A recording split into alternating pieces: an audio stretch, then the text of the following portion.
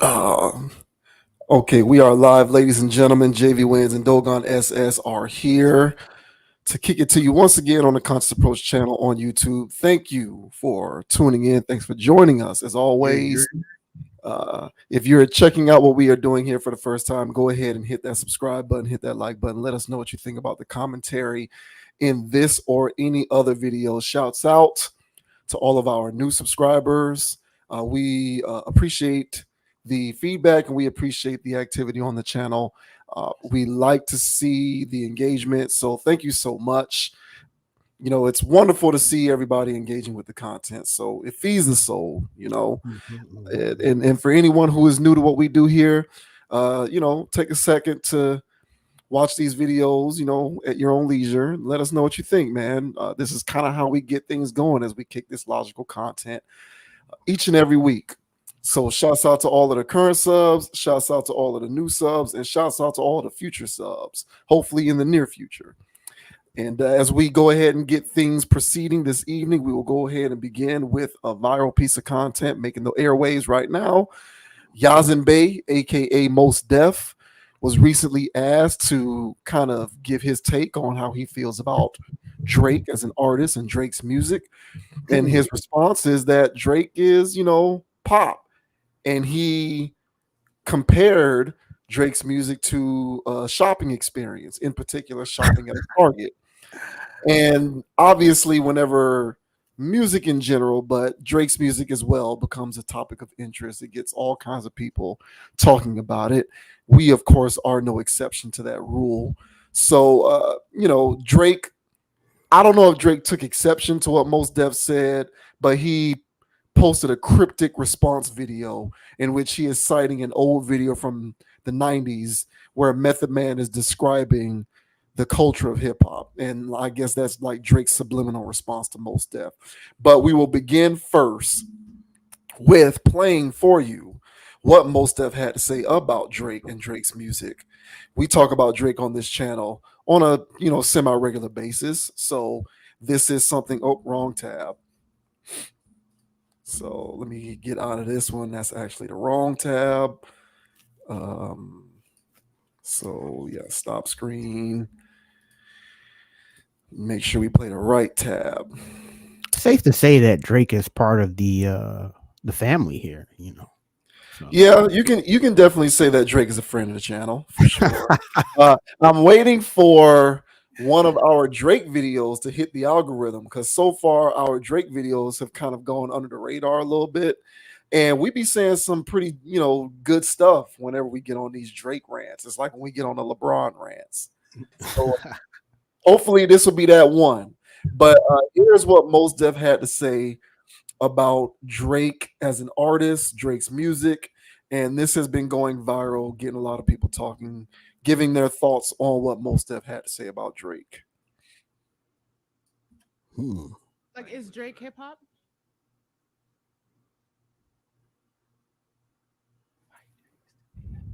Drake is pop to me, in the sense like if I was in Target in Houston and I heard Drake. Feels like a lot of his music is compatible with shop. Commercial music. Or it's Commercial music. Yeah. shopping with an edge in certain instances.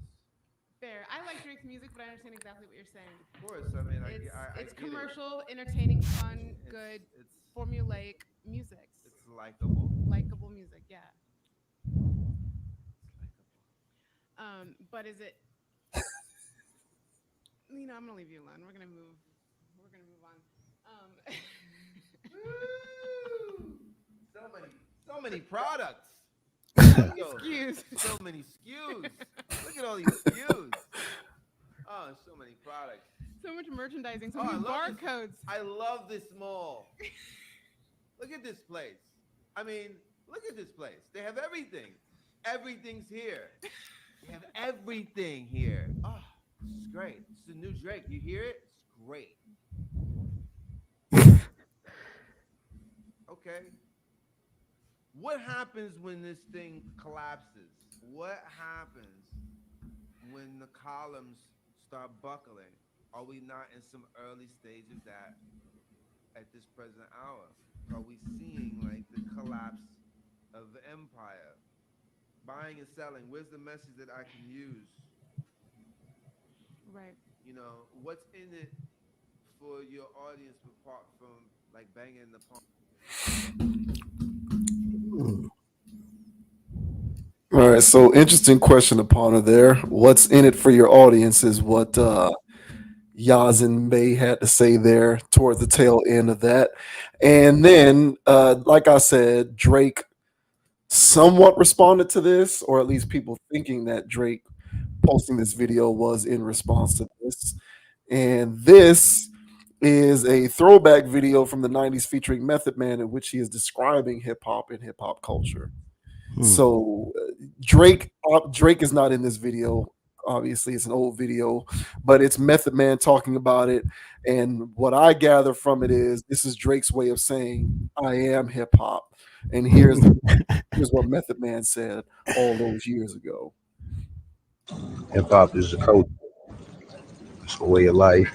The way you dress, the way you talk, the way you walk, break dancing, the rhymes, the stage show. That's all I got. You know, shit, what? That was a stretch right there. Shit, that's the longest I ever went freestyle. Heard up. But I'll write a nigga under the table. Fuckers. Y'all freestyle all night if y'all want. I'll write a nigga under the table. Heard up. Most of my shit is written right there in the studio. Right there while I'm sitting there and listening to the track.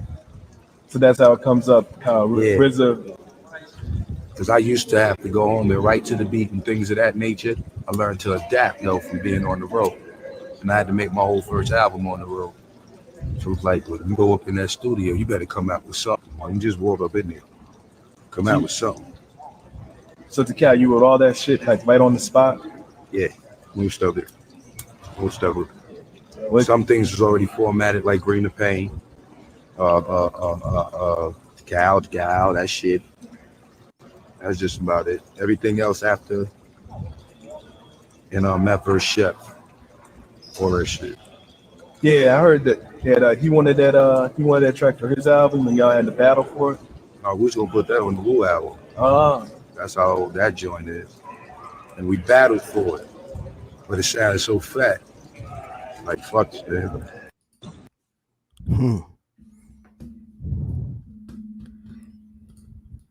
So only Drake himself knows his true intention behind posting that. But clearly I don't think anyone would argue that it's a coincidence that he just so happened to post this with this Mos Def content floating around the internet. So that's definitely not a coincidence. I guess Drake is trying to say I am hip hop. Look at what Method Man said back in the 90s, blah, blah, blah. Drake has his critics, throughout the hip hop ecosystem, I suppose, and he takes exception to anyone who would dare say that everything he does is not excellent. Drake is one of those people. He takes tremendous offense if you are a dissenter. But what did you make of Mos Def's comments there? Comparing it to shopping in Target and all the SKUs and what happens when this thing comes toppling down and what message is in it for your audience? Well, if anybody's aware of my stance on Drake and whatever it is he does, then one would know that I agree with Mr. Mos Def here, or Mr. Bay. The commercial angle of it all, because when he was saying what he was saying, she was like, commercial, and then he was like, hey, I'm not gonna call him commercial, and then so he just went down the boulevard of, you would hear it in Target, it's one of those universal sounds that he makes. Now one can say that, all right, hip hop is worldwide, everybody knows it, everybody listens to it, blah blah blah blah, so therefore it is like a worldwide kind of thing. So why not hear it in a Walgreens or a Target? But my rebuttal to that, for those people that would argue that hip hop is the most popular genre, blah blah blah, so why can't it be heard in those things? My rebuttal to that is, what kinds of hip hop is being played in a place like Target, you know. And Target is very corporate, is what I'm getting at. And Drake makes very corporate rap, if you will. You know, he'll have his stuff when he's cussing up a storm and saying other crazy things, you know, for the strip club people and all this other stuff, but and all of his dogs. But he also makes the more, how do you say, um kids bop version of hip hop, where he's just making very, to me, simple, uh placating type of music. So I understand it's part of his business model to stay relevant, to be on all platforms, because why not if you're an artist like that? So I get that angle as well. But hip hop, for hip hop heads, is such a sacred thing, to where I would argue the people that the forefathers, like a Mos Def or whoever else, would say that hip hop in its origin was to not be corporate, and it was to attack, if you will, for lack of better words, the corporate underbelly that's going on in America. And so it's a revolutionary type of music in its origin, they would say. And one thing about having your, and one thing, you know, the saying goes is the revolution won't be televised. And one thing about Target, Walgreens, CVS, or wherever else in the mall, that's as corporate as you get. So therefore, that's about as televised as you can be, as far as having your music played in these types of corporate settings. So where Mr. Mos Def is basically arguing is that, in my opinion, is that you Drake is too televised to be a revolutionary enough to be a hip hop artist. He's as pop as it gets. He's as commercial as it gets.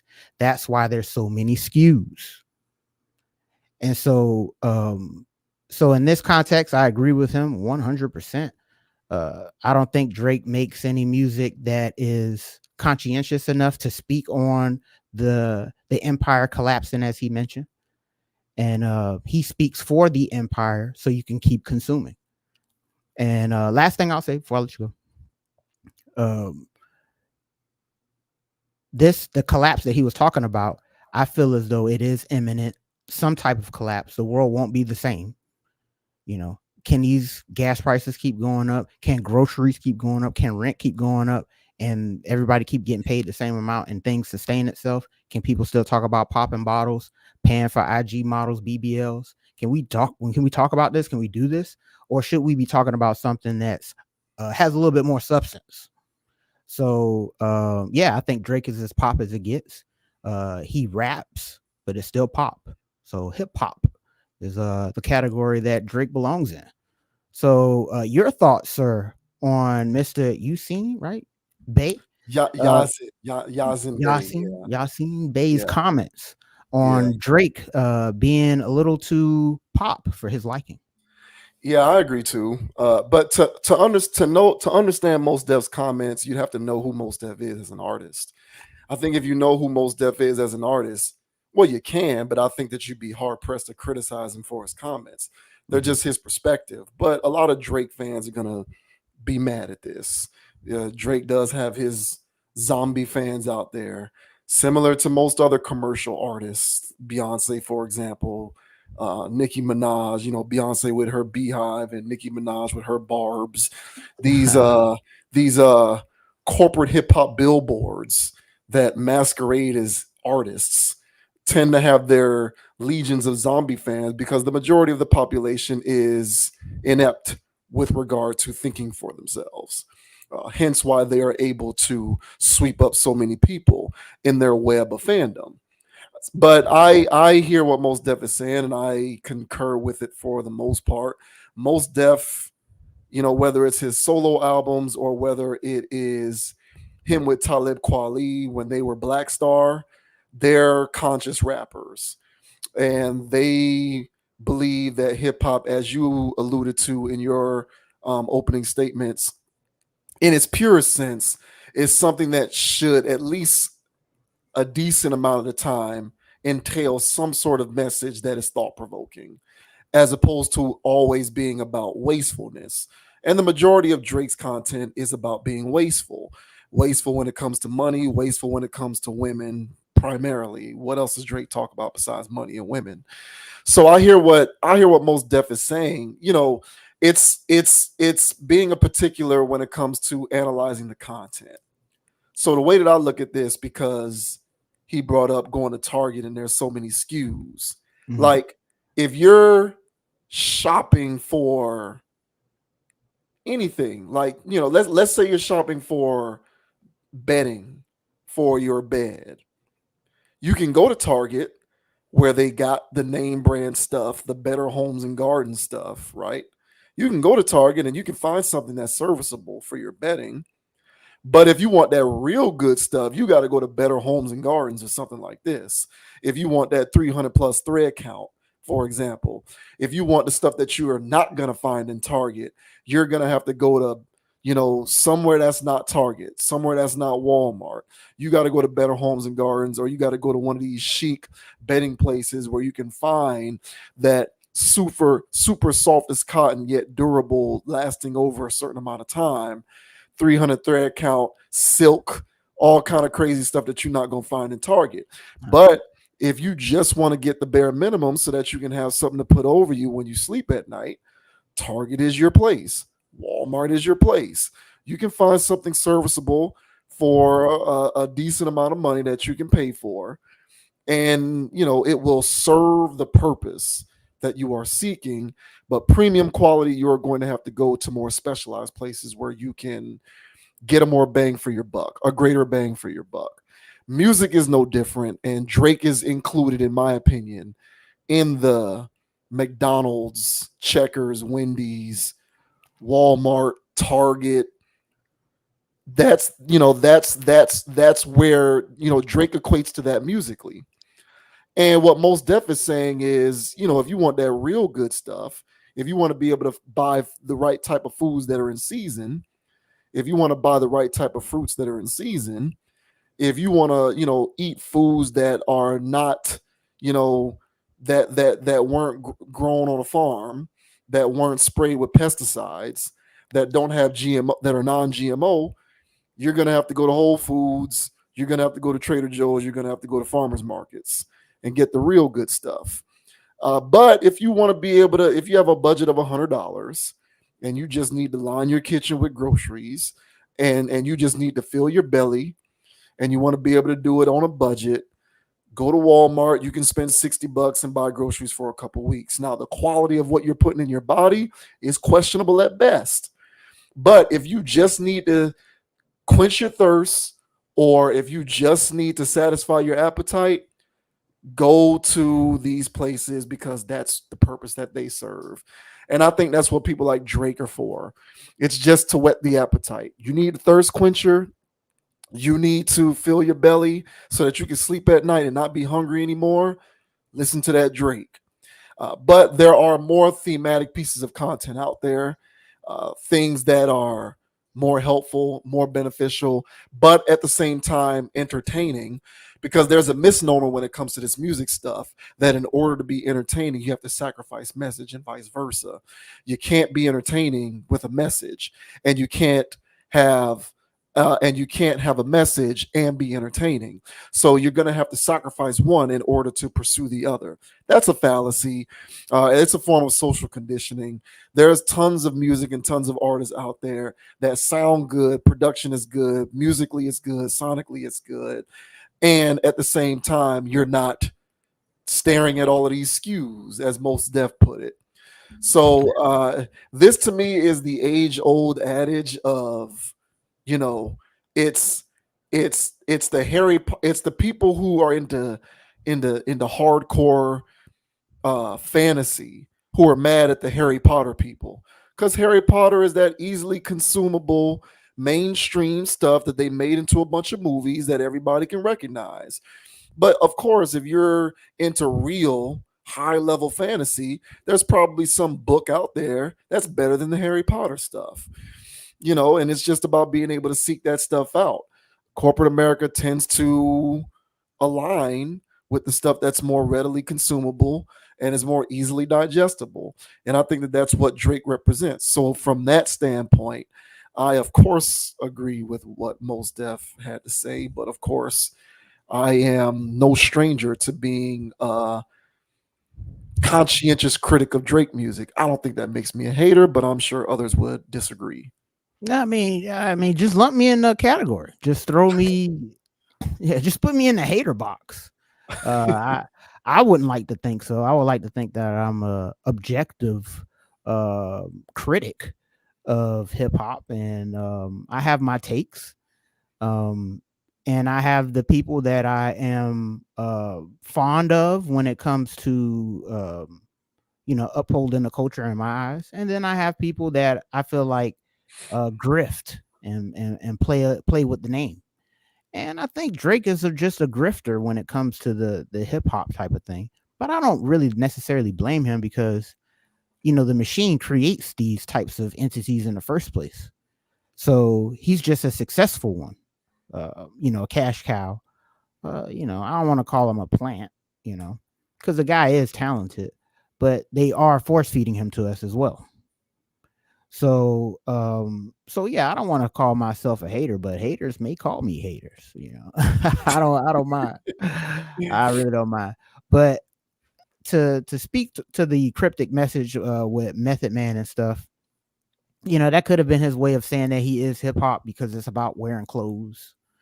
But I'm pretty sure if you ask Method Man right now what his definition of hip hop is, not when he's high out of his mind, um, you know, uh, being interviewed in the 90s about this stuff, he was just saying whatever. But, as an old man who has perspective at this point, I'm pretty sure his answer will be slightly different than whatever he said 30 years ago.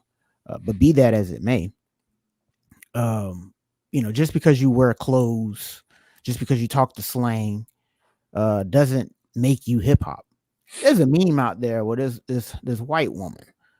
This is an old video. It looked like it was in the 90s. And she was basically saying, this is hip hop. And, she was doing all these dances. And then she was getting weird. She's like, hip hop's not, if you're hip hop, you got to stand like this. And it's, hip hop. And it's like, okay, well, hip hop is more than standing, dancing. It's a lifestyle, if you will. And it's a way of viewing the world. And if you ask Melly Mel, and we've covered him here, and if you ask him, he'll give you a very succinct definition of it. And it'll be kind of close to, my commentary at the beginning, where it's not just speaking about the drug dealers, the pushers, the pimps and the hoes, it's talking about those things, but not in a glorifying sense. But if you listen to anything that Drake talks about, he's going to tell you about his shooters or his goons that he's got around you that's going to pull up.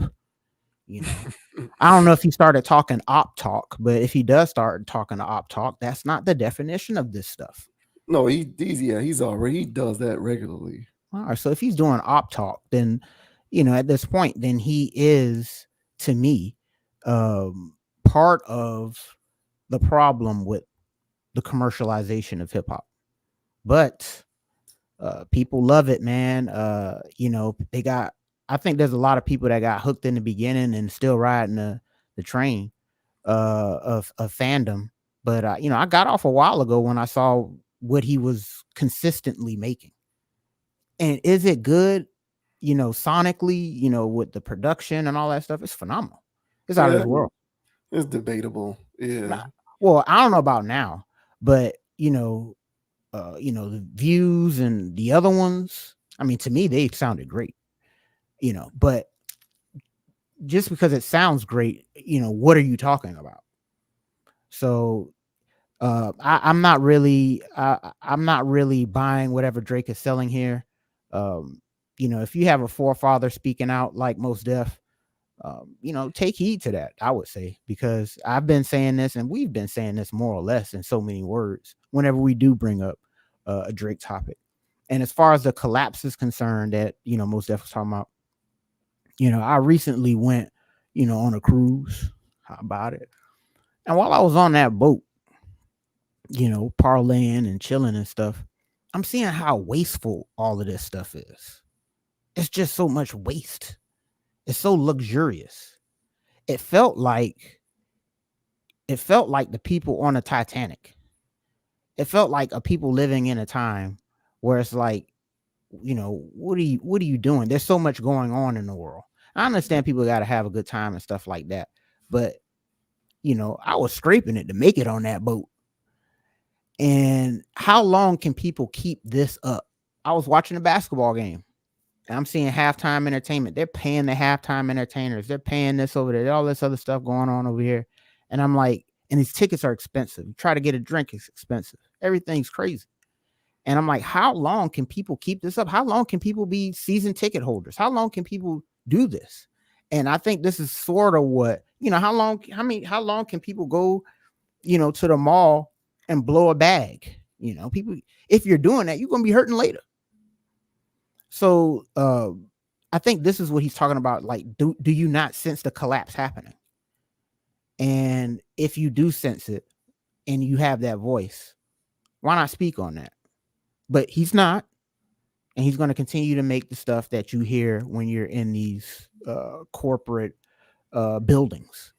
So Drake is going to push on. He's not going to speak on the collapse or the potential collapse. He's not going to speak on anything that has substance to it. So I agree with most. I don't feel like he said anything out of pocket. Anybody that has the track record that he has and the resume that he has the right to weigh in on this. And of course, Drake is going to send some sneak diss, and one of his things, a play on word on Mos Def. He's going to do that in one of his songs upcoming. So be on the lookout for that. But I agree, pop star all the way. Nothing wrong with that. He's just a pop star. He's in the Taylor Swift bucket, if you will.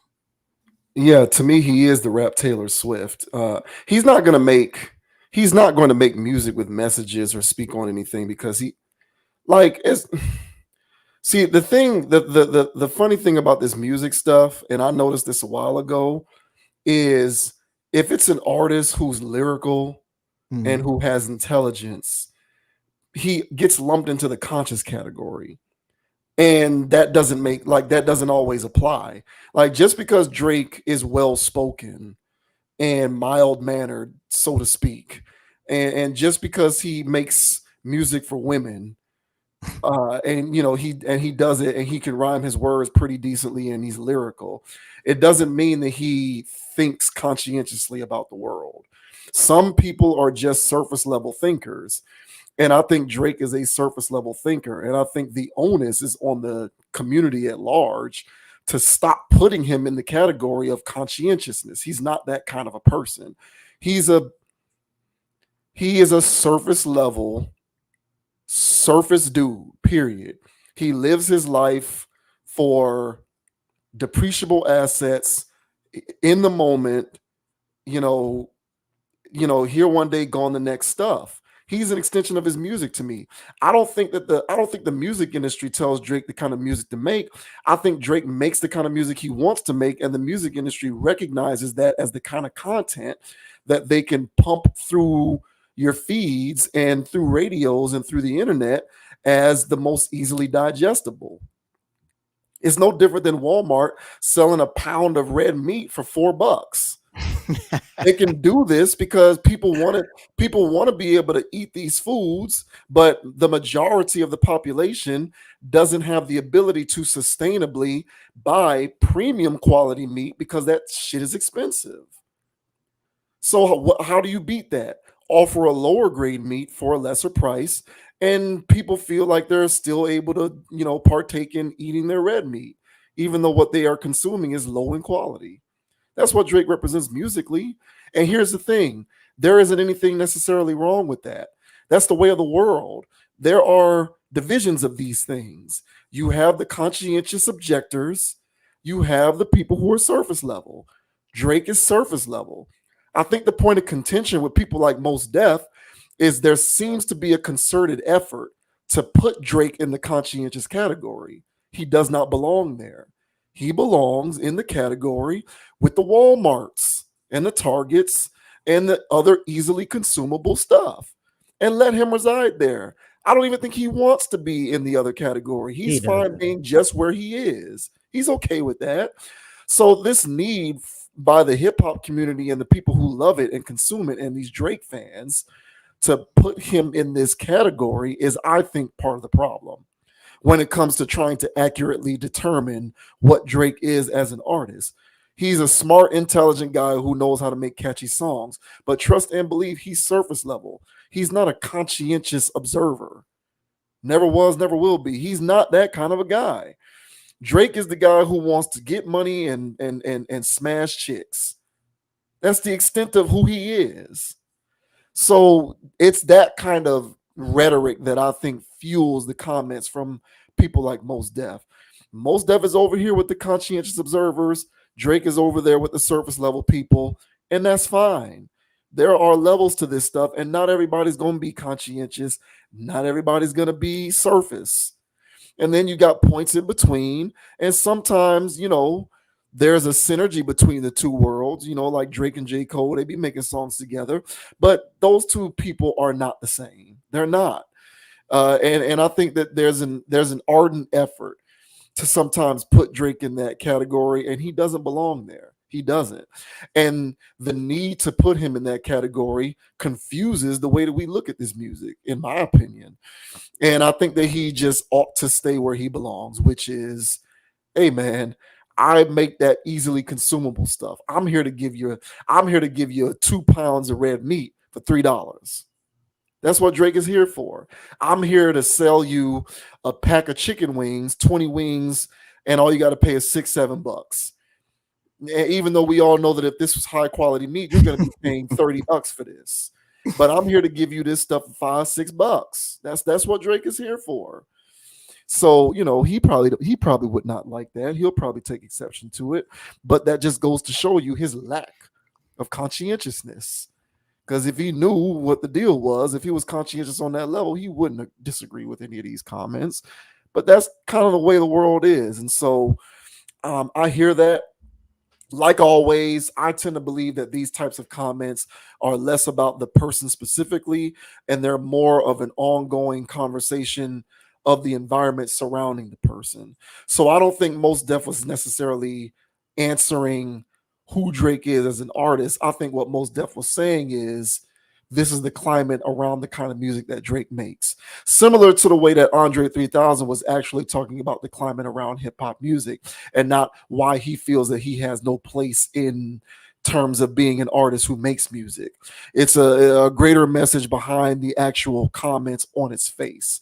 And I think that that's what he was getting at with that. You have to accurately gauge where some of these people fall along the pendulum with respect to the kind of music that they put out. And sometimes Drake is inaccurately portrayed as something that he is not. Yeah. And last thing I'll say is that Drake is a rapper, right? But you can rap and not be hip hop. So he raps, but he's a pop star. So for anybody that wants to be upset about what Mos Def had to say, offended, or want to debate, it's not really much of a debate. He didn't say the guy sucks. He didn't say he was trash. He just said that he's a pop star, who raps, but that's not hip hop. So, yeah, I agree, man. This guy is who he is. I saw one of his live streams and I didn't watch it, but clips of it keep circling around the internet.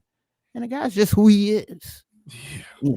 He is just that. And like you said, IG models, drinking, money, strippers, doing whatever. He's living the entertainer's dream, a rock star, if you will. So he's doing that, and that ain't hip hop. So that's all Mos Def was saying. And I agree 1000%. People can get upset about that. But again, we didn't coin the term. The people who coined the term and who lived up to those terms, they have a say on who's hip hop and who's not. Drake doesn't fit the criteria. who cares? For the people who getting upset about it, it's like, hey, you still have your star at the end of it. It's just pop in front of Yeah, it. right. Mhm. Yeah, I mean, just think about Drake as like Nelly or Chameleonaire or people like that. I don't think I don't think at any point in Nelly's career did people look at him as like, this is hip hop. He was just a guy who was don't know, he was like he was like a hybrid quasi hip hop pop star, but more of a pop star than hip hop person for sure. Same thing with Chameleonaire and people like that. Drake is just this generation's version of that. And if you wanted to suggest that Drake is more talented than those guys, I'd be willing to concede that. But at the end of the day, he is who he is. Just stop trying to sell me on this idea that he's just this hip hop dude, because I don't buy it. I don't buy it. I think that he is surface level, mass production, assembly line music. And that's fine. That is fine. There's a place for all of it. Let's just call it what it is instead of trying to make it something that it's not. Yeah, and one last thing, man. Now, I hear you with Nelly, but Chameleonaire is closer to the hip hop line than Nelly and Drake. But I get your point. But I'm just saying that for balance for the Chameleonaire, because he's got his own barbs, if you will, who are like, nah, man, you gotta listen to his catalog. So Yeah, I yeah, did. I stand by what I said. But hey, listen, that's the beauty of this whole thing.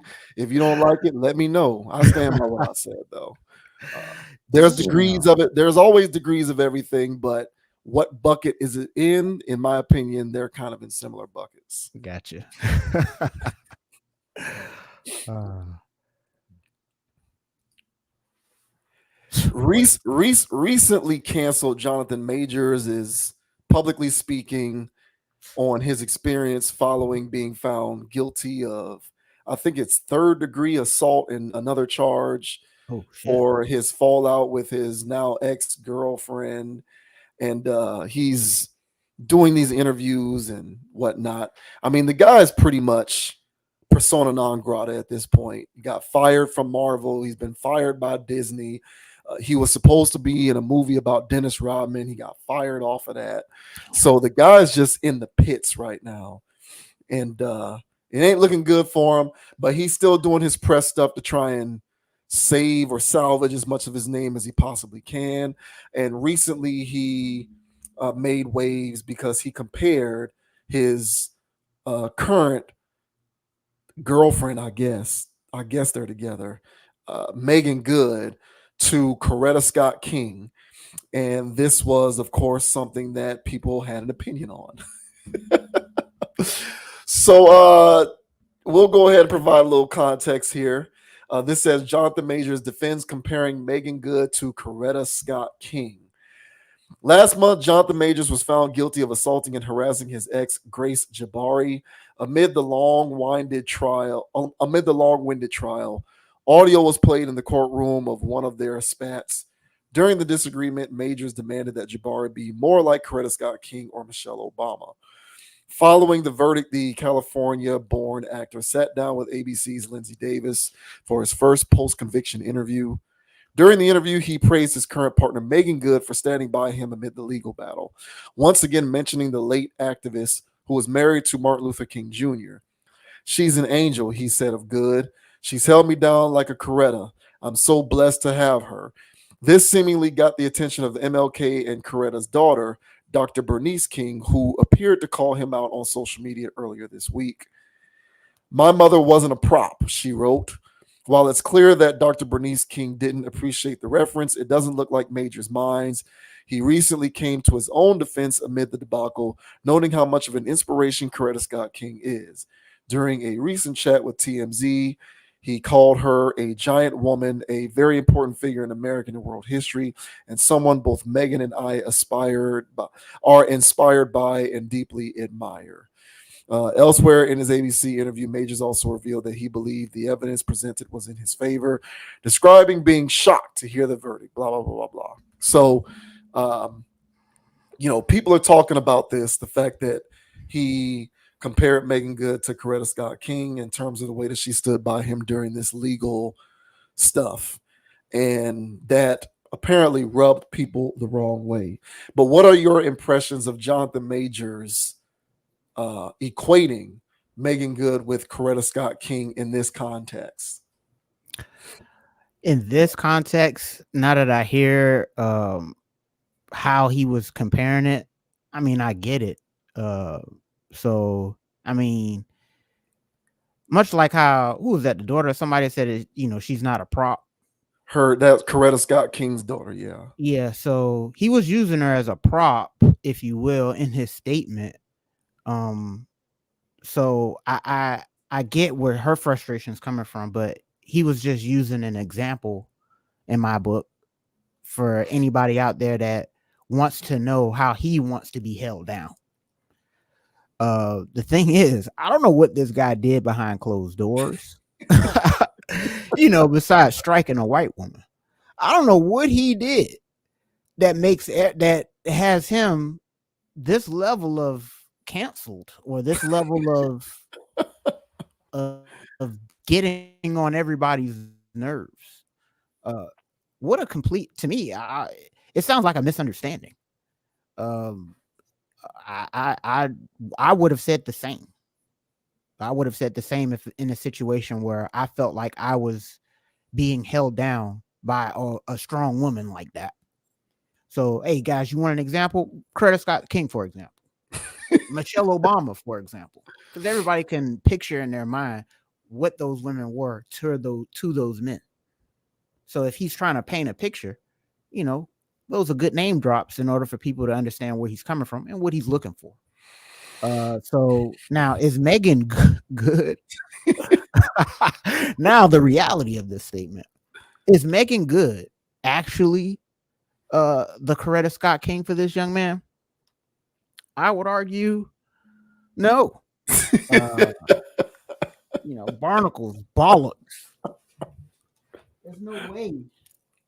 I don't know her personally, but from what I've seen from her and what I know of her, this whole charade of a relationship, in my opinion, comes off as a PR. I don't want to, stunt. It's PR.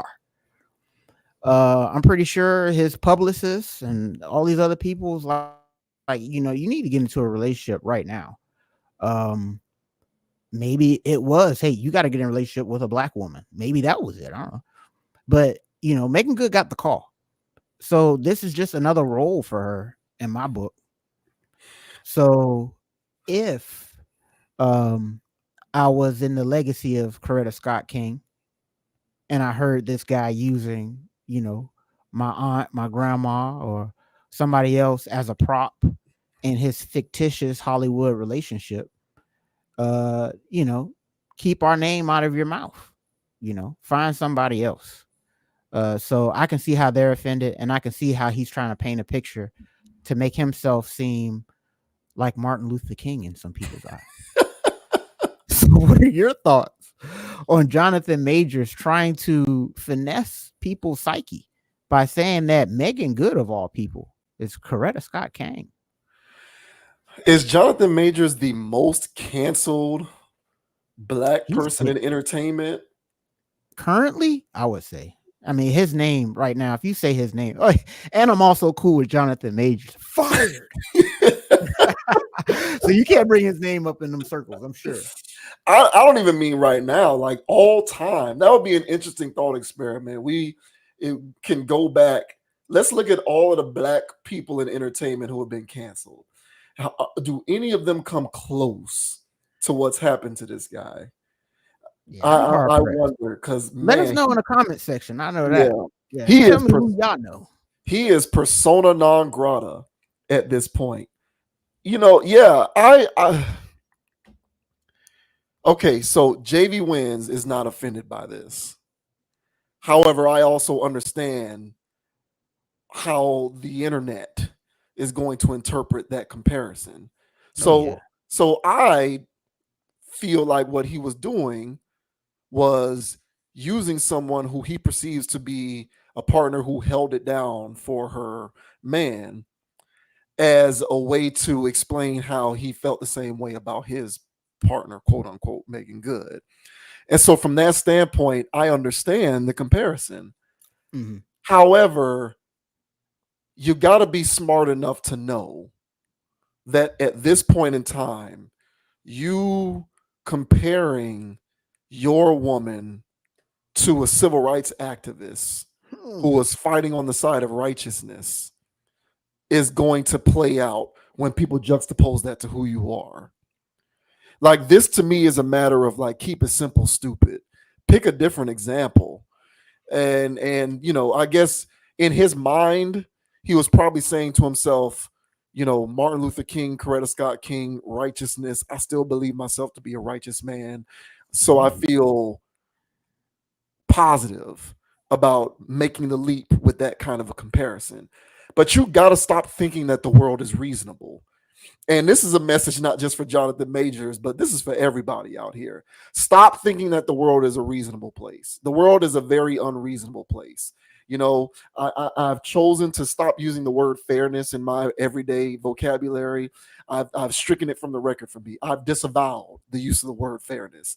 Fairness doesn't exist. Fair does not exist.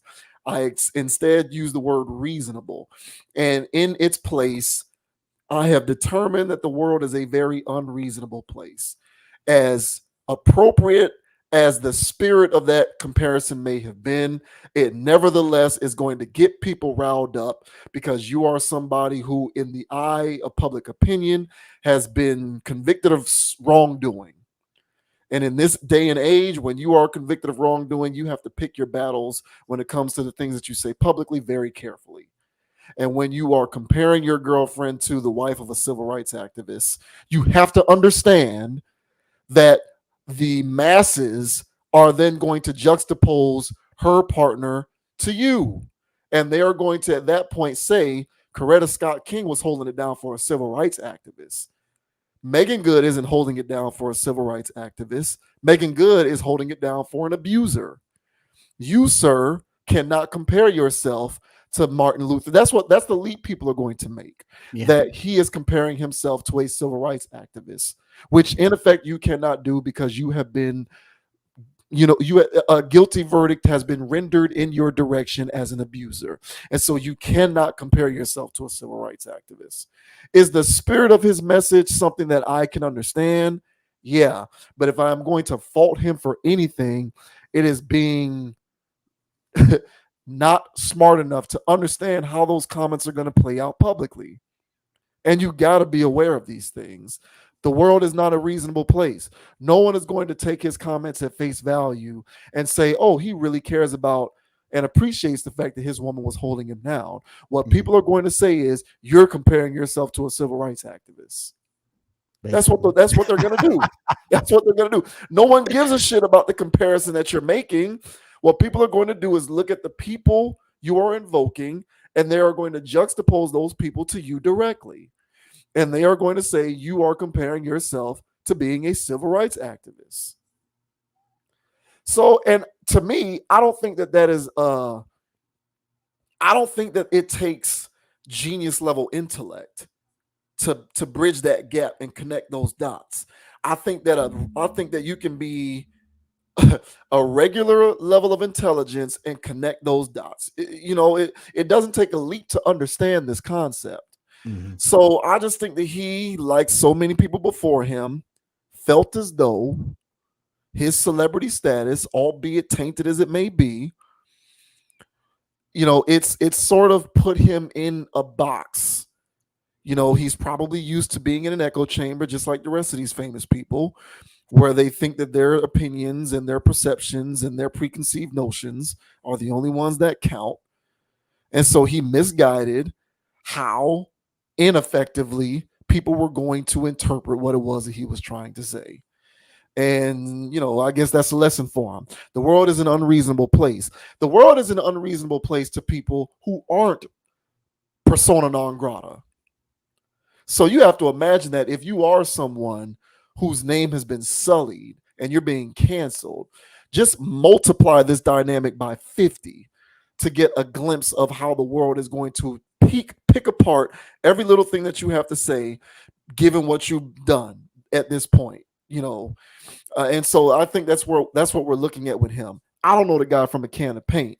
They say he abused somebody, whatever. I think that there are levels of nuance and extenuating circumstances when it comes to this stuff that don't necessarily reach the public. All we see is guilty, and so now he's being canceled and now he's being fired, blah blah blah blah blah, but be that as it may, you have to know how your words are going to play out. You really have to take inventory on the kind of cachet or lack thereof, the level of infamy that you reside in.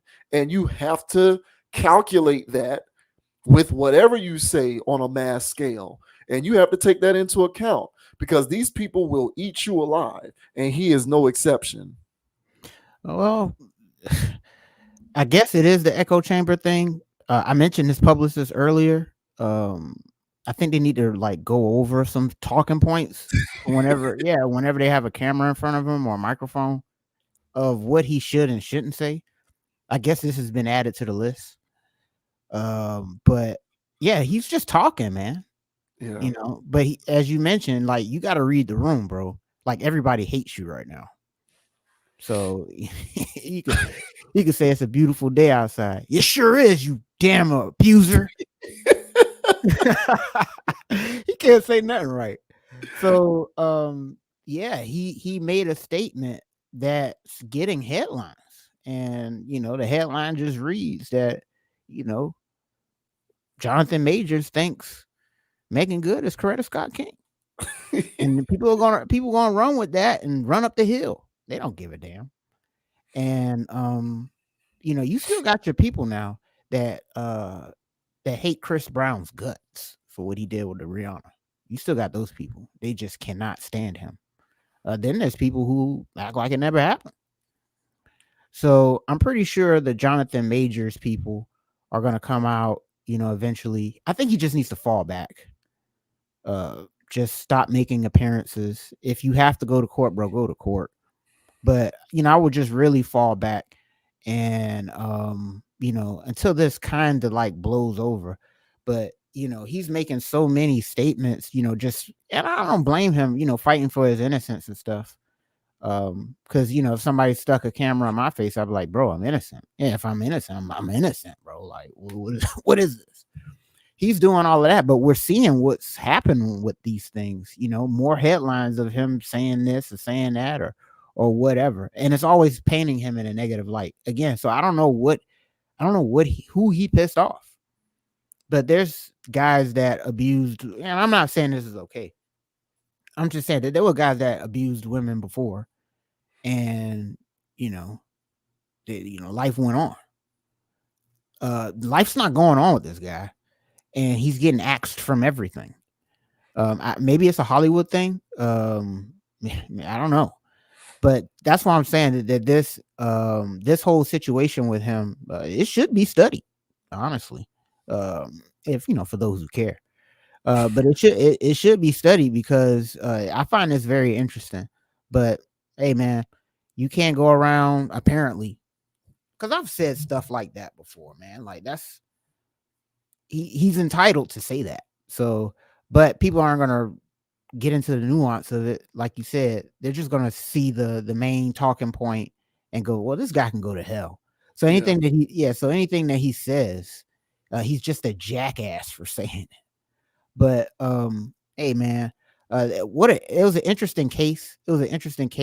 I've been hearing all kinds of rigmarole with it. I don't even bother looking into video footage or whatever they had going on with that. To me, it's an L for him. To me, the whole situation's an L. The world at large thinks he's an abuser. So just fall back and don't compare somebody that you're not going to be with in like 2 years to Coretta Scott King level of holding you down. So now you got to play this game of, well, how long is Meagan Good going to be around, bro?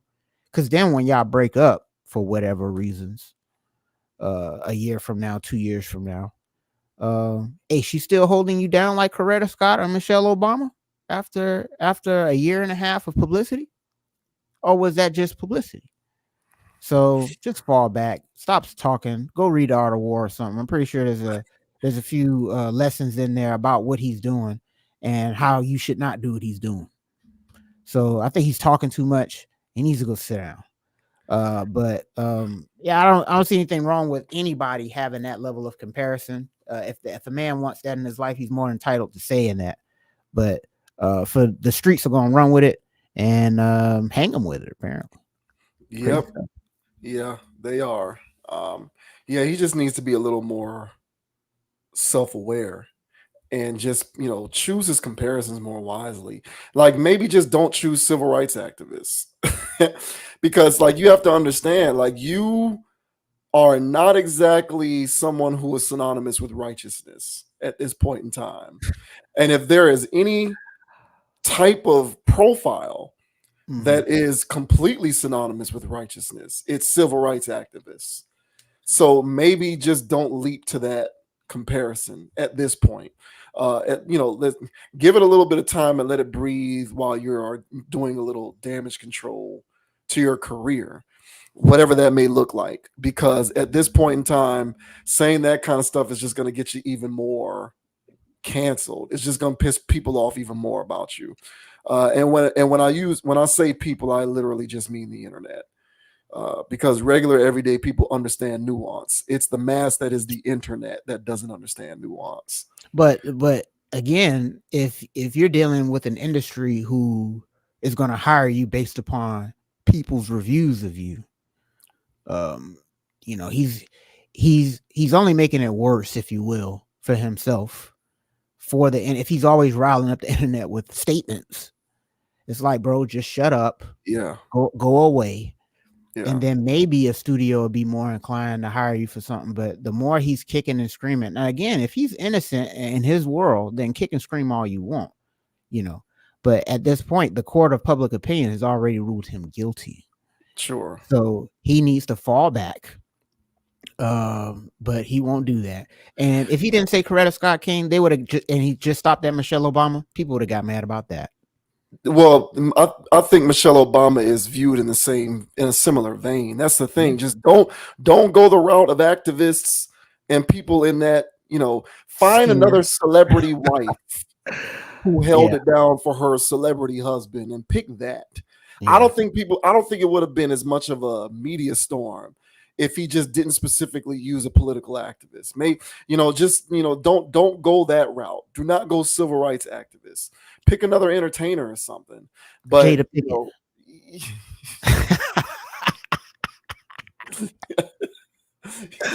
No, sure, why not? That used to be the hey, I'm trying to have that Will and Jada love. You still want that, bro? Oh my, yeah, but yeah, he would have been better off. But yeah, I think it's specifically so because, and just to be so that we are being factually accurate here, he has been found guilty in terms of court. Oh, okay.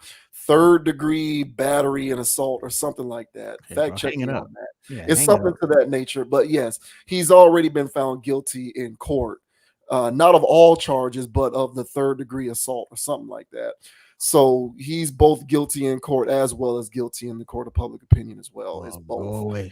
But yeah, you just need to pick your. But if he wants to proclaim not his innocence, but if he wants to do damage control on his image so that he can try and do his best job to let the world know that he isn't in fact a cretin, he's entitled to that. Just do it in a smart way. Do not invoke the name of civil rights activists. That's the whole point that I'm trying to make here. Go another route. Pick different examples in entertainment and sports or something. But don't use the names of people who fought for people's civil liberties, because all the internet is going to do is crucify you for comparing yourself to a civil rights activist. That's what they're going to do. Whether you like it or not, that's what's going to happen. Yep. Good luck, John. That's crazy. Yeah, you got an uphill battle ahead of you, bro. Sheesh. And here we go with friend of the channel, Umar Johnson, who has some thoughts on people who are sexually promiscuous being mentally abused or traumatized. So according to Umar Johnson, he says emotionally damaged people are always sexually promiscuous. Umar is a friend of the channel. At this point, we've talked about him several times here on the Conscious Approach channel on YouTube. Here is another example. We thought that these were interesting comments that Umar shared during a recent appearance on a podcast. And so here we go. Umar Johnson believes that emotionally damaged people are sexually promiscuous. So a word to the wise for all of you IG models and strippers and porn stars and OnlyFans people out there. Damn. Yeah. Emotionally damaged people are always sexually promiscuous. Let me say this again. If you are traumatized, if you are emotionally damaged, you are promiscuous. And do you want to know why? Why is that? Emotionally traumatized people require constant validation from others. You married to a woman who's been traumatized, abuse, abandonment, whatever. When you're not around her for too many days, she has to because her trauma dictates constant validation. And constant validation means I must have a man in my personal space. Listen, you ever date a woman who was crazy about you? She absolutely loved you, so you thought. It was really addiction. Yeah. Oh no. When you finally let her go, when you finally got her to stop stalking you, she ended up with another man like that. And your ego took a hit. You said, wait a minute. I know that woman was crazy about me. Climbed in my window, came to my... You understand? She was... She was crazy about your presence in her life. And the minute you distance yourself from her life, she found a replacement without a problem. Emotionally damaged people are promiscuous because they cannot go without constant validation. They need that validation. They need it. Most of our promiscuous women are damaged women. They're not having sex because they love having sex. They're having sex because they have learned this is the only way I can get a man's attention.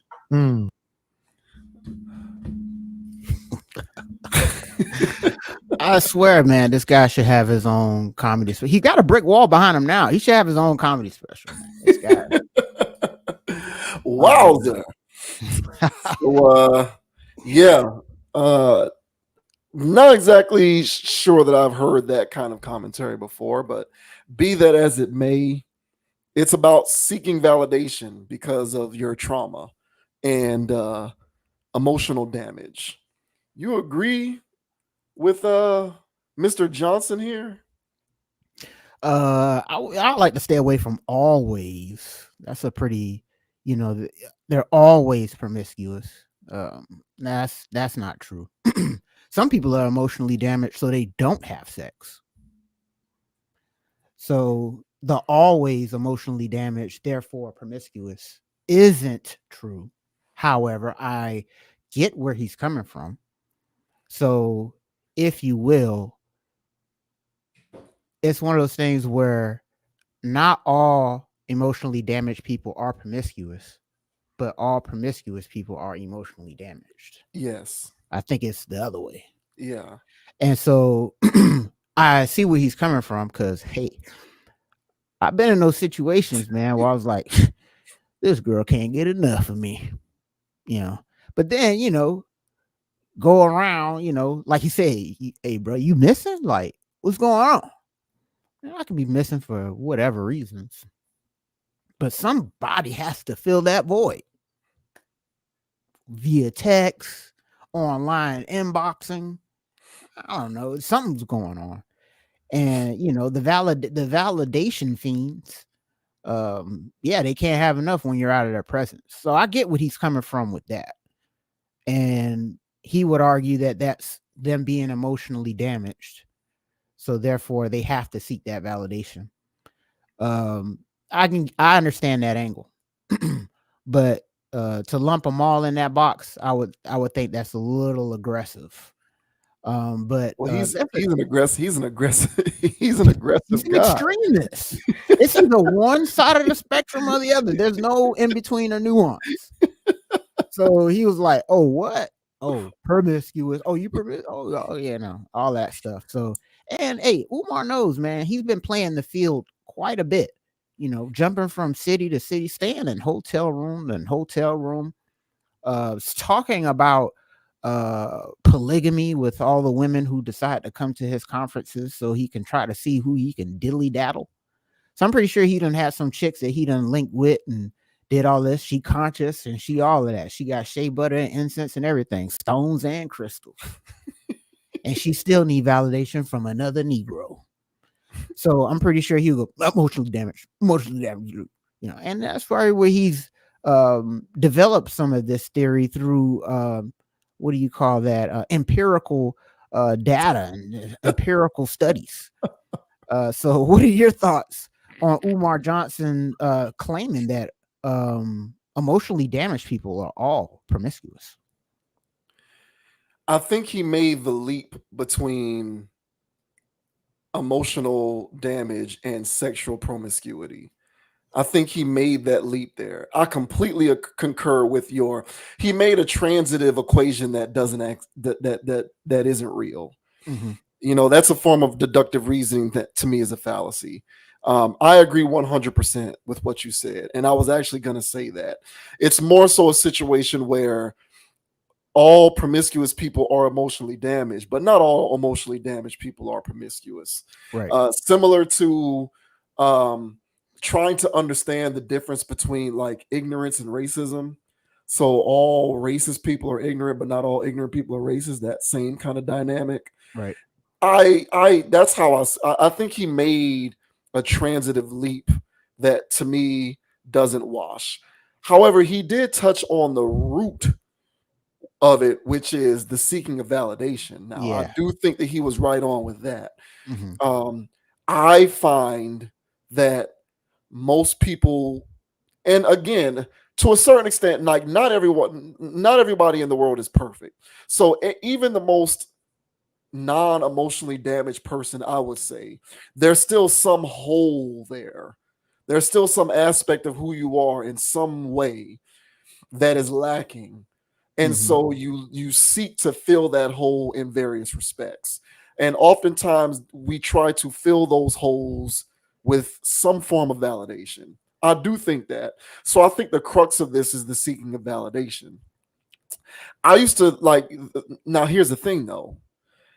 I think that we have gotten to a point in society in which validation in and of itself has become this normal need that people seek, even whether they're emotionally damaged or not. I think we have gotten to a point where validation is something that people seek regardless of whether they are experiencing trauma or whether they have experienced trauma in the past. I think validation is just a drug that people need their fix of on a semi-regular basis. Correct. And I have, I remember like when social media first started to become a thing, back in 2004, 2005, when it was all about Facebook and MySpace, and I used to, see people who just couldn't stop posting. And they would post the most random innocuous things like what they were eating, their I meal. remember those days. Like to this day, I do not understand. And maybe this is just me being, because granted, I'll be honest, I am somebody who kind of shies away from that stuff. I don't see the need for it. I'm a utilitarian. So I don't commit to behaviors unless I know the tangible benefit that it's going to bring me. And so because I'm built that way, because that's the way that my brain is wired, I never understood what is the utilitarian value of posting stuff like that. Like to me, if I'm not posting something that's going to actually make me money or teach me a particular skill, what is the point of me doing this? Now, clearly, other people don't process information that way. That's a unique way that I look at the world. Not everybody is like that. Most people just post and post and post. And so what I could never understand is, why do you need to post what you ate? Or why do you need to post that you were in your car driving?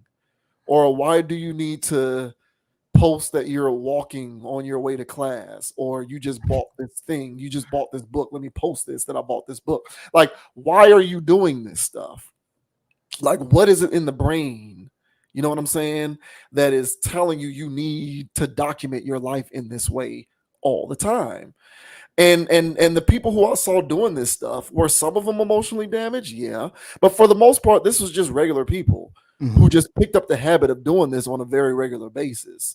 And it got progressive enough to the point where they were doing it all the time, because they needed to feed whatever hole they needed to feed with some form of validation by posting this stuff. And you know, that form of validation manifested itself with the likes and the comments and the followers. That's kind of what the internet and social media has done. And so I think that emotionally damaged people who may or may not be promiscuous fall into these buckets of behavior, but you can't really pinpoint the traumatized people from the well-balanced people, because everyone's doing the same thing. Everyone's doing the same thing. I think that the internet has created something in people in which there is a constant need for validation, regardless of whether you're experiencing trauma or emotional damage or not. You need the likes, you need the comments, you need the followers, you need people to click the subscribe button, hit the like button, leave those comments. So I think that we are a society in general, particularly in the West, and you touch on this point pretty regularly when we touch on these various topics here, but we are a society full of consumers, people who just are gluttons for consuming as much as they can. And it's an addiction. You know, it's like when you stick that needle in you, you come back because you're chasing that initial high. And your next high will never be as profound as the last one, but you keep sticking the needle because you're chasing the high. People keep posting, people keep doing these things. Promiscuous people keep having sex in a roundabout way because they are seeking the high that they previously experienced, albeit they'll never get to experience it. And so you're constantly chasing this thing. And I've said before, there have been psychological studies that have been done which show that social media activity is tantamount to drug use, because the brain releases endorphins in the same way when you use social media that the brain releases endorphins when you are hooked on addictive drugs. This has been scientifically proven. So when you're doing your posting and you're seeking your validation, when you are engaging in attention-seeking behavior, which I will concur that to a certain extent, being sexually promiscuous is a form of attention-seeking behavior. I will concede that when you are doing these things, you're doing it because you know your brain is releasing a pleasurable feeling that you are going to want to try and feel again and again and again and again. So when people like your video, or when people subscribe to you or follow you on your various channels, or when people comment on your posts, you're getting a release of endorphins in your brain that's making you feel good enough to want to chase that feeling over and over and over again.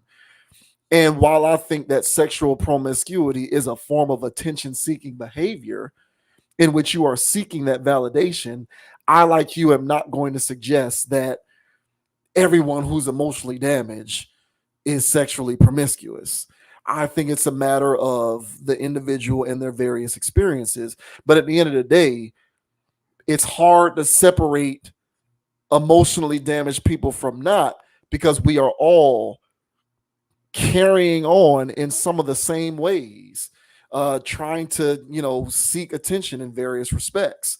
And social media isn't the only way. That's the example that I chose to cite because it's one of the ways that I see it most often. There's various other ways that people seek attention, for sure. Social media is one of the most profound and easily observed ways that people are doing this. But nevertheless, I think that, like you, not everybody who's emotionally banged up is sexually promiscuous. But sure, all sexually promiscuous people are banged up. But the root of it is the seeking of validation, which manifests itself in attention-seeking behavior. To me, I think that we are all seeking validation in some way, shape, or form. So I hear where he's coming from on a certain level, but I'm not going to, I'm not going to generalize it with saying that they're all sexually promiscuous. I'm not going to go that far. I can't be that conclusive. I'm uncomfortable with that idea, but I will at least say that it is a form of validation that people are seeking this attention out here, and it is a real thing. This attention is a drug, and it's a form of currency too. People don't even really, in a lot of ways, it's like attention is a new form of currency, and it's trying to actually supplant actual currency, actual money. But people are seeking this attention out here, and it is a drug. And the more that they are fed, the more that they are granted the validation, the more that they are going to chase that high, just like doing dope. Yeah, and validation seeking, as you mentioned, that's why when I was talking about it earlier, it's kind of like that's like its own kind of thing. Like I wouldn't mix these into this, and because as you mentioned, validation seeking it's always been around. And so you brought up the social media examples. Like social media just gave people an avenue to seek the validation that they was just trying to seek around the corner, in the classroom, at work. Now they could just post, and just do whatever. Some of those people still do that, Facebook or whatever. They still posting stuff, and they're literally just posting it to their peoples. Some people don't do it for the big time attention. Some people just want to share things, because some people because I had to think about this too, for in varying degrees, where some kind of post, I'm like, why are you posting this? But there's always that person, for instance, let's say this is the 90s. There was always that person that had a camera and always taking pictures, just documenting it. They're giving you pictures of somebody that they know, or, hey, here's a picture for your wallet, hey, whoop, whoop. So it's kind of always been, I've never been a picture taker myself, like actually taking a picture or being in a photo. But then there's people that just love to do that. And this is before the internet. And the internet just gave people this direct to consumer, if you will. Just, hey, I just want to share what I got going on. So I always wrote that off as some people just wanting to share, and then there's the people who are doing it for the attention. And now those, it's like, what's happening here. But if you watch enough of those photos or videos or both, you can start to see where the emotional damage is lurking for some of these people. And so I hear his point. I feel like he's just mishmashing various things to fit his narrative of why he feels like promiscuous people are promiscuous. But he would also argue that, well, if somebody's not seeking validation in a balanced way, they're emotionally damaged. Now that's Umar. I know. You don't know him. I know. I know. So that's exactly what he would. Yeah. Umar is an awesome swindler. Now he has people who still donate to him, and then they have the people like me who still laugh at him.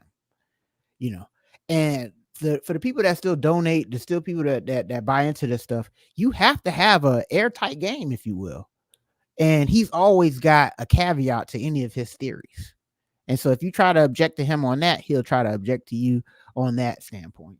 But me, I think they're a little bit separate, because again, it's too much mishmash. You can't throw it all in a pot.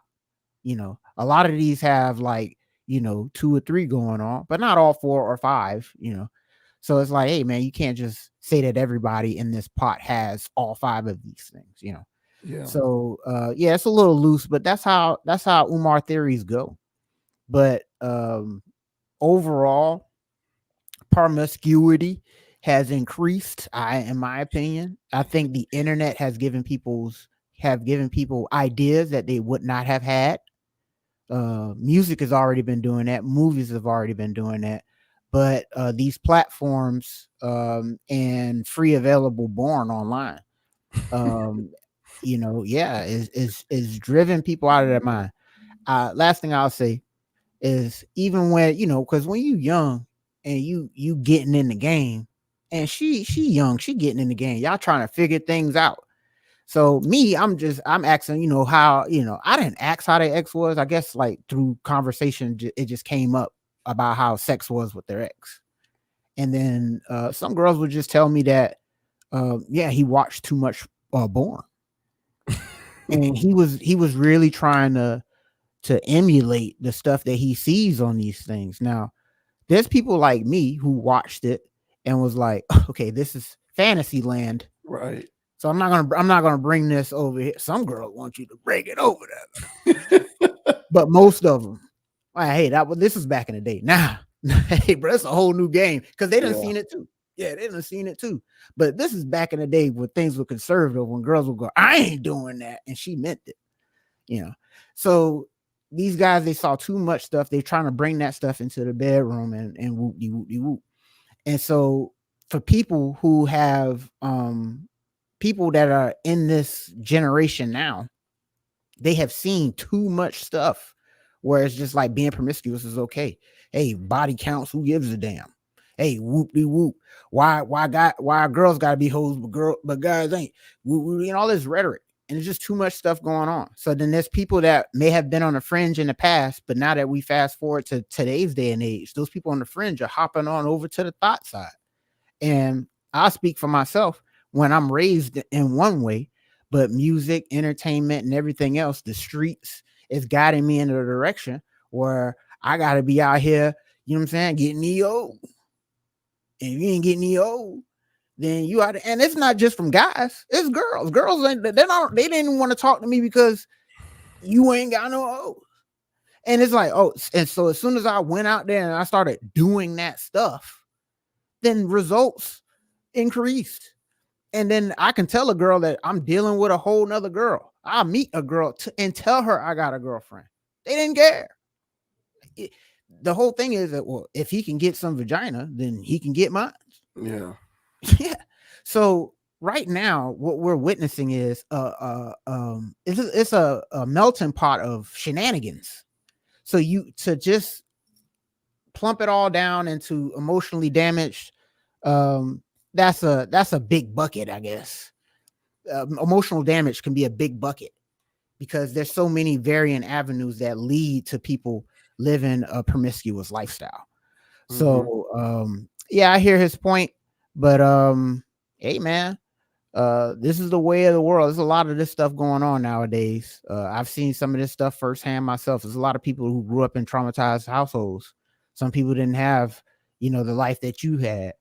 And you start to see why they behave the way that they do. So there's credence to it, but it's not all the way factual, as we mentioned earlier. Yeah, I'm fine with it from the extent that emotional, like I said, my central premise is that people who experience some form of trauma are going to seek to reconcile that in some kind of way. And that's just human nature. We all do that. The manner in which you choose to reconcile that varies depending on the individual. And that method of reconciliation isn't always, being loose sexually. There are various other manifestations in which that can take place. You can seek that refuge out, in, substance abuse, alcohol, gambling. It's anything. So my whole thing with that is he named one aspect of the way that of the way that trauma manifests itself, which is being loose sexually. But to me, it's just one example, and so that's why I think that it's a transitive property that doesn't exactly wash. You can say that about any myriad of ways that people manifest their trauma. I've seen the gamblings, the cokeheads, the alcoholics, people who are addicted to, sex, people who just aren't responsible with spending money, eating, people who can't handle life like that, or they're dealing with trauma or something bad happened and they're, engulfing a dozen Krispy Kreme donuts. You You know what I'm saying? Like, I think that all of those things factor into it. It's just not about sex, but right. sex is just one of those hot topics. Everyone loves talking about it. We all love getting to the bottom of it. Sex, sex, sex. Everyone loves talking about sex. It's the most interesting topic.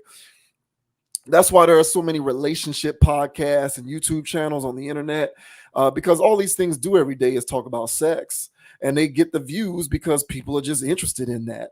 Which I guess you can, to your point, I guess we are now at a point culturally, societally, where there's such an inundation of that kind of content that people are just desensitized to it. And I'm definitely willing to concede that for sure. Yep. But I think that sex is just one of those things where people are just going to naturally gravitate towards it because it's on the tip of everybody's tongues damn near all the time.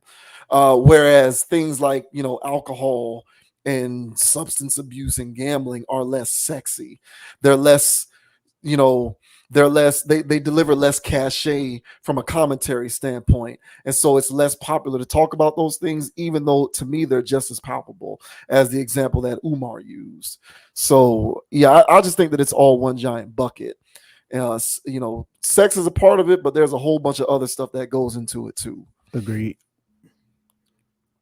But shouts out to Umar once again. That's 2 times in the last 3 weeks where we you got me agreeing with this, man. Yeah, brought up the king of grifters, the king of grifters. If Umar Johnson was a character in Game of Thrones, that would be his like moniker, king of grifters. Absolutely. Absolutely. Thanks for the PayPal. Oh boy. And here's a somewhat related topic, depending on how you look at it. So, NBA YoungBoy here, one of these newer generation hip hop people, went a little viral for comments that he made when he answered the question about how much he's into fatherhood and parenting, which is to say he's not into it very much. To be blunt about what he had to say there. So these are kind of, I don't even know how to take this, but I guess we'll get into it here for a little bit. But this one here says NBA YoungBoy admits he's not big on fatherhood despite having 11 kids. Sheesh. Yeah. So, NBA YoungBoy has admitted that he is not really big on fatherhood despite recently welcoming his 11th child. The 24-year-old rapper discussed being a parent in an interview with Bootleg Kev at his home in Utah, where he's currently on house arrest. While one of his children played on his lap, YoungBoy was asked how important fatherhood is to him, to which he bluntly replied, "I'm not really big on it, to be honest. It's a crazy topic because I'm not the type to sugarcoat nothing." He also said that because of his house arrest, he essentially sits around in one room all day watching TV. "My kids and I bond a lot, but I'm honestly mostly really inside." At the latest count, NBA YoungBoy has 11 children with 10 different mothers, including 7 sons and 3 daughters. The gender of his latest child, who was born in April 2023, is unknown to the public. One of the rapper's children's mothers is Floyd Mayweather's daughter, Yaya, who he's been vocally critical of in the past. After Nicolette Gotti, the granddaughter of the late mob boss John Gotti, made racially charged threats against Yaya, YoungBoy said, "I hope you do that B word in the worst way. 2 or 3 years from now, I don't give a F. I hate that hoe. And when it come to her daddy, that N word don't need to be in my mentions. I don't F with him." Now, I'm not going to play the YouTube clip because we're going to keep this thing moving along.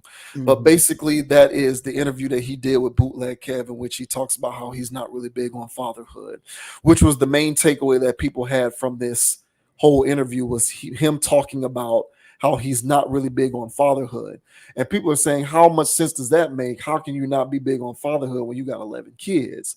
So that's what created the dissonance with a lot of people and what caused this particular interview to make headway on the internet.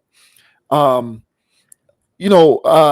me, I'll just say, when it comes to this particular story, I'm not really going to chastise him for those comments because I think if you see his interviews and you listen to his music, it is very apparent that this kid is a victim of trauma. Speaking of trauma, from the last topic that we discussed, with Umar Johnson, this is what I'm talking about. So this guy is clearly a child of trauma. Now, I guess one can argue that Umar Johnson's narrative applies in this case because he is a sexually promiscuous individual who is emotionally damaged. But he to me is clearly a child of trauma. So I think this is less about the fact that he's not big on fatherhood, and it's more about the fact that you need to assess the kind of trauma and environment that this kid came from, because that clearly doesn't make sense. Although I will say this, I believe him. Like, I think that he's correct. He's not big on fatherhood, because you can only flippantly father that many kids if you don't care about being a daddy like that. He's not somebody like Nick Cannon who's doing this on purpose, because for all intents and purposes, he's basically publicly admitted to being a polygamist. NBA Youngboy ain't on that.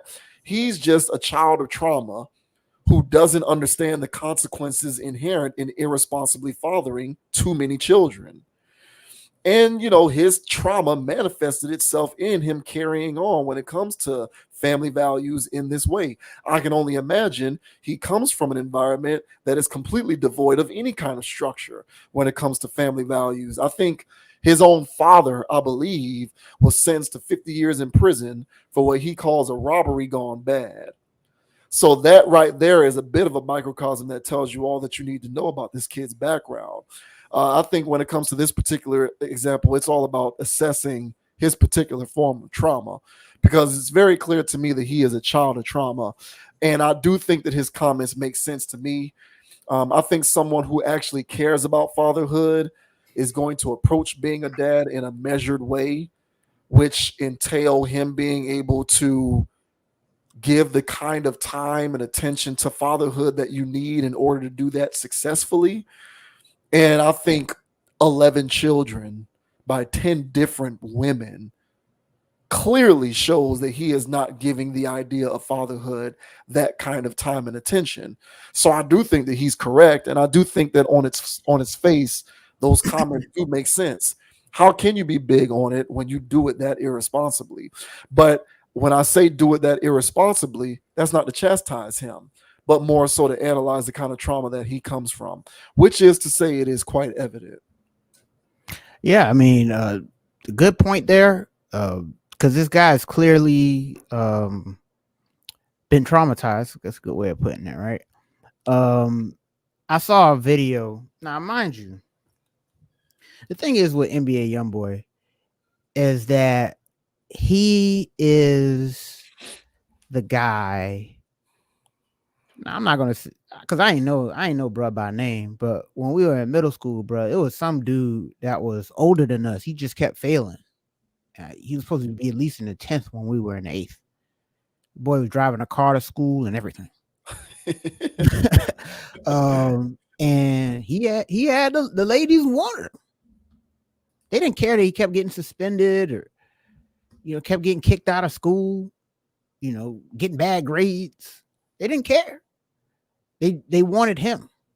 Now I don't know what happened to bro, but they wanted him when we were in school.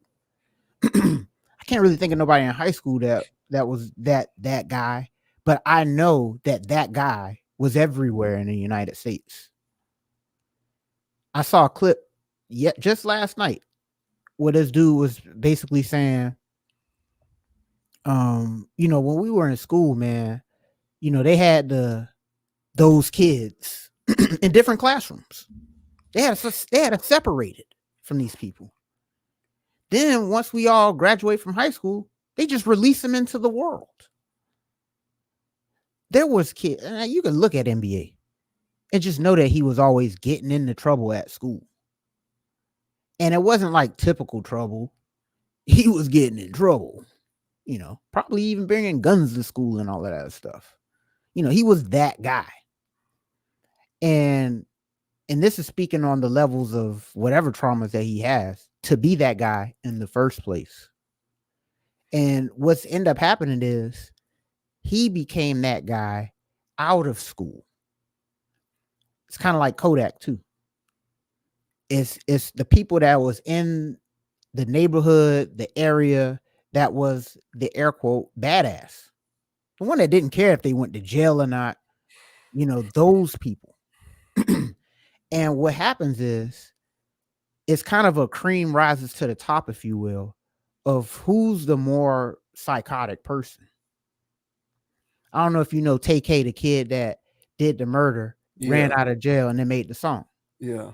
Prime example of another person who's out of his mind. But the people, the industry, whatever, that cream rise to the top of people admiring him. No different than those people in middle school that thought that this kid driving a car to school was live. But it's like, okay, but this kid flunked twice. We don't care. How you? And so NBA Youngboy is that person to these ladies, to the dudes that think that he whatever. And so he has people who buy into his badassery. And so the ladies are going to keep coming, and he's just going to keep treating this like he treated everything, not caring. So I can completely see and understand how he's not a big fan of it. The part where he has to be responsible, the part where he has to be active and around. Yeah. And he didn't have to do that unless it was for him. So him speaking from that perspective completely makes sense. It adds up to the character that he is.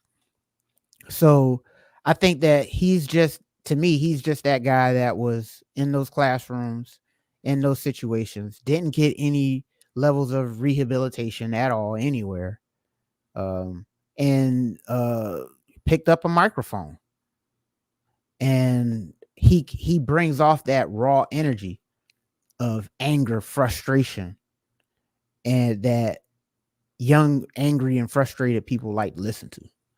And then, because when this boy go on a rant, I mean, he can be as violent with words as any young person I've ever heard.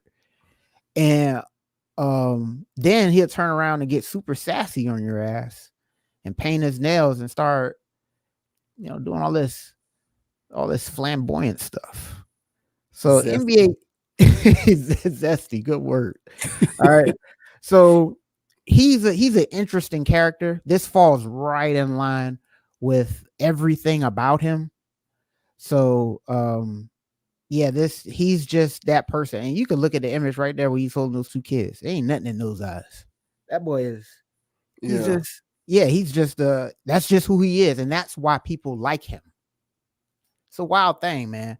But I'm wishing the kids the best. I don't know how that's gonna go, but this to me comes off no different than any situation in the hood. Yeah. Where that same guy who was just that guy in the hood, and then he got a lot of baby mamas. Like, what? Well, this guy. Well, why this guy? Didn't you know he already had 4 baby mamas before you met him? Yeah. Well, didn't you know he dropped out and he did this? And yeah. They like that edge that those people have. So those women are going to always gravitate towards those men. We don't heard the statistics about how many men are actually fathering the community. It's not many. And so NBA Youngboy is one of those guys that are populating and being fruitful and multiplying. So this falls right in line with, unfortunately, with everything that we've seen throughout our community. And he just has a microphone and is well known. But this guy is no different than any other out of whack, badass in your town. So, hey, man, I wish the kids the best, man. But hey, man, it is what it is. Hopefully they can cry in a Ferrari.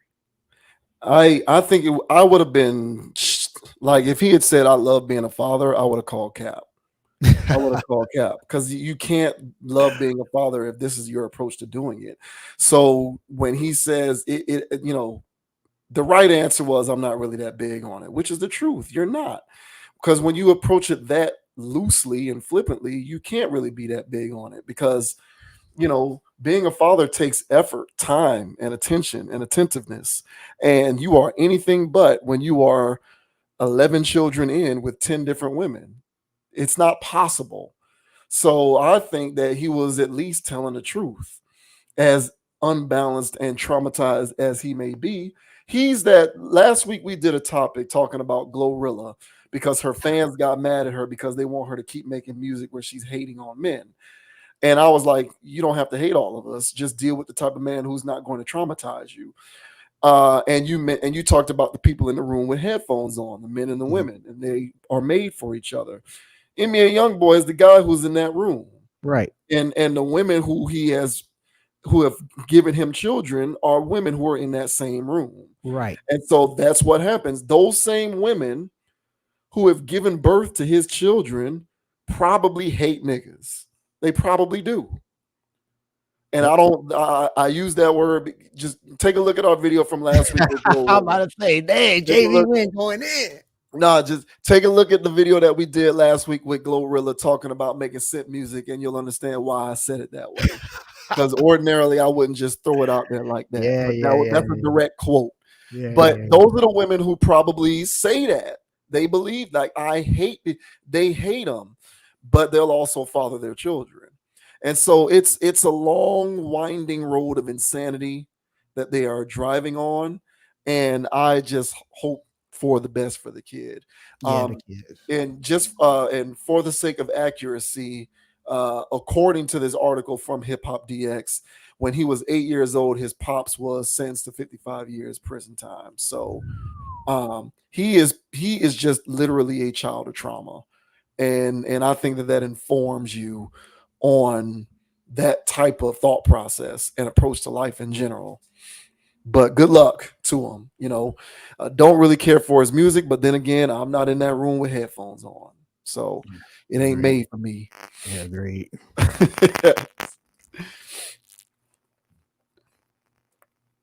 Let's see. And here we got Stephen A. Smith. Stephen A. Smith went. Your mic staticking. How about now? Still. Staticking? You say it's staticking? Yeah. I don't know what's wrong. I don't know either. Let me see. It can't be on my side. Is it my side? Might be yours. Yeah, I mean, I'm still reading. Clean? Yeah.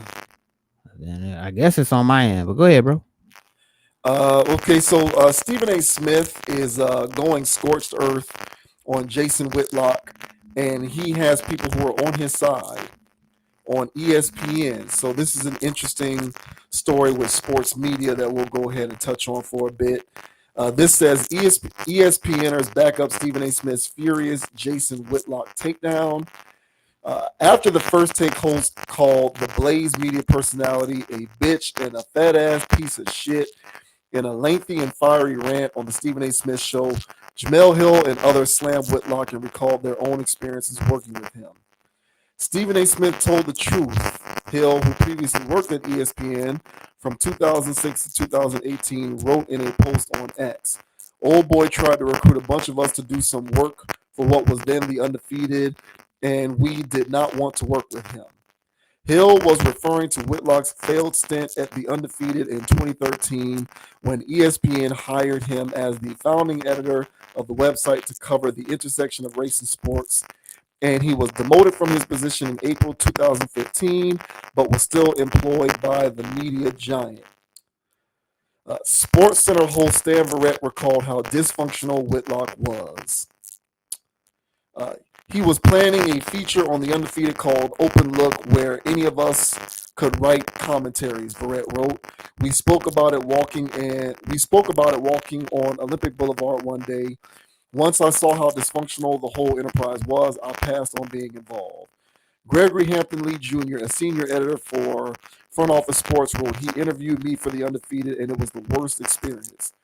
Whitlock had 2 stints working for ESPN, with the first from 2002 to 2006 as a writer who made frequent appearances on its studio shows.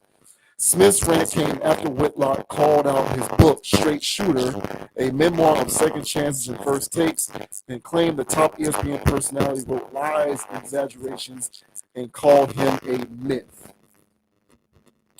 So that is the backstory behind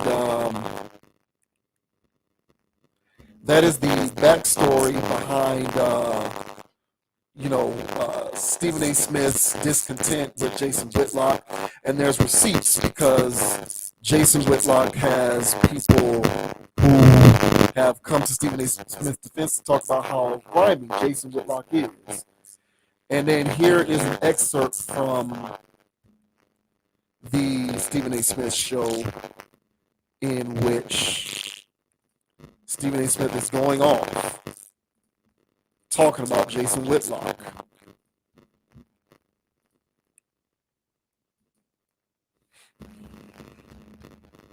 Me in an email begging me to forgive you, pointing out how you were betrayed by this particular writer, so you know how I must feel that you betrayed me. Did you tell the folks that? You bitch. Did you tell them? You fat piece of shit. Did you tell them that? Got the names. We got Jamel Hill. We got Howard Bryant. You want me to bring up the other writers that wouldn't work for you? Why it took you nearly 2 years to get an article out? Because you ran that shit so bad you were running it into the ground? What a disgrace you were to John Skipper, the former boss of ESPN, or the host of others. You want me to talk about that? Because I got receipts. I got the email. Want me to talk about that? Now, just for everybody that wants to understand, how could this possibly be? Because once upon a time, I actually tried to speak up for this damn creep. I knew he was a piece of shit.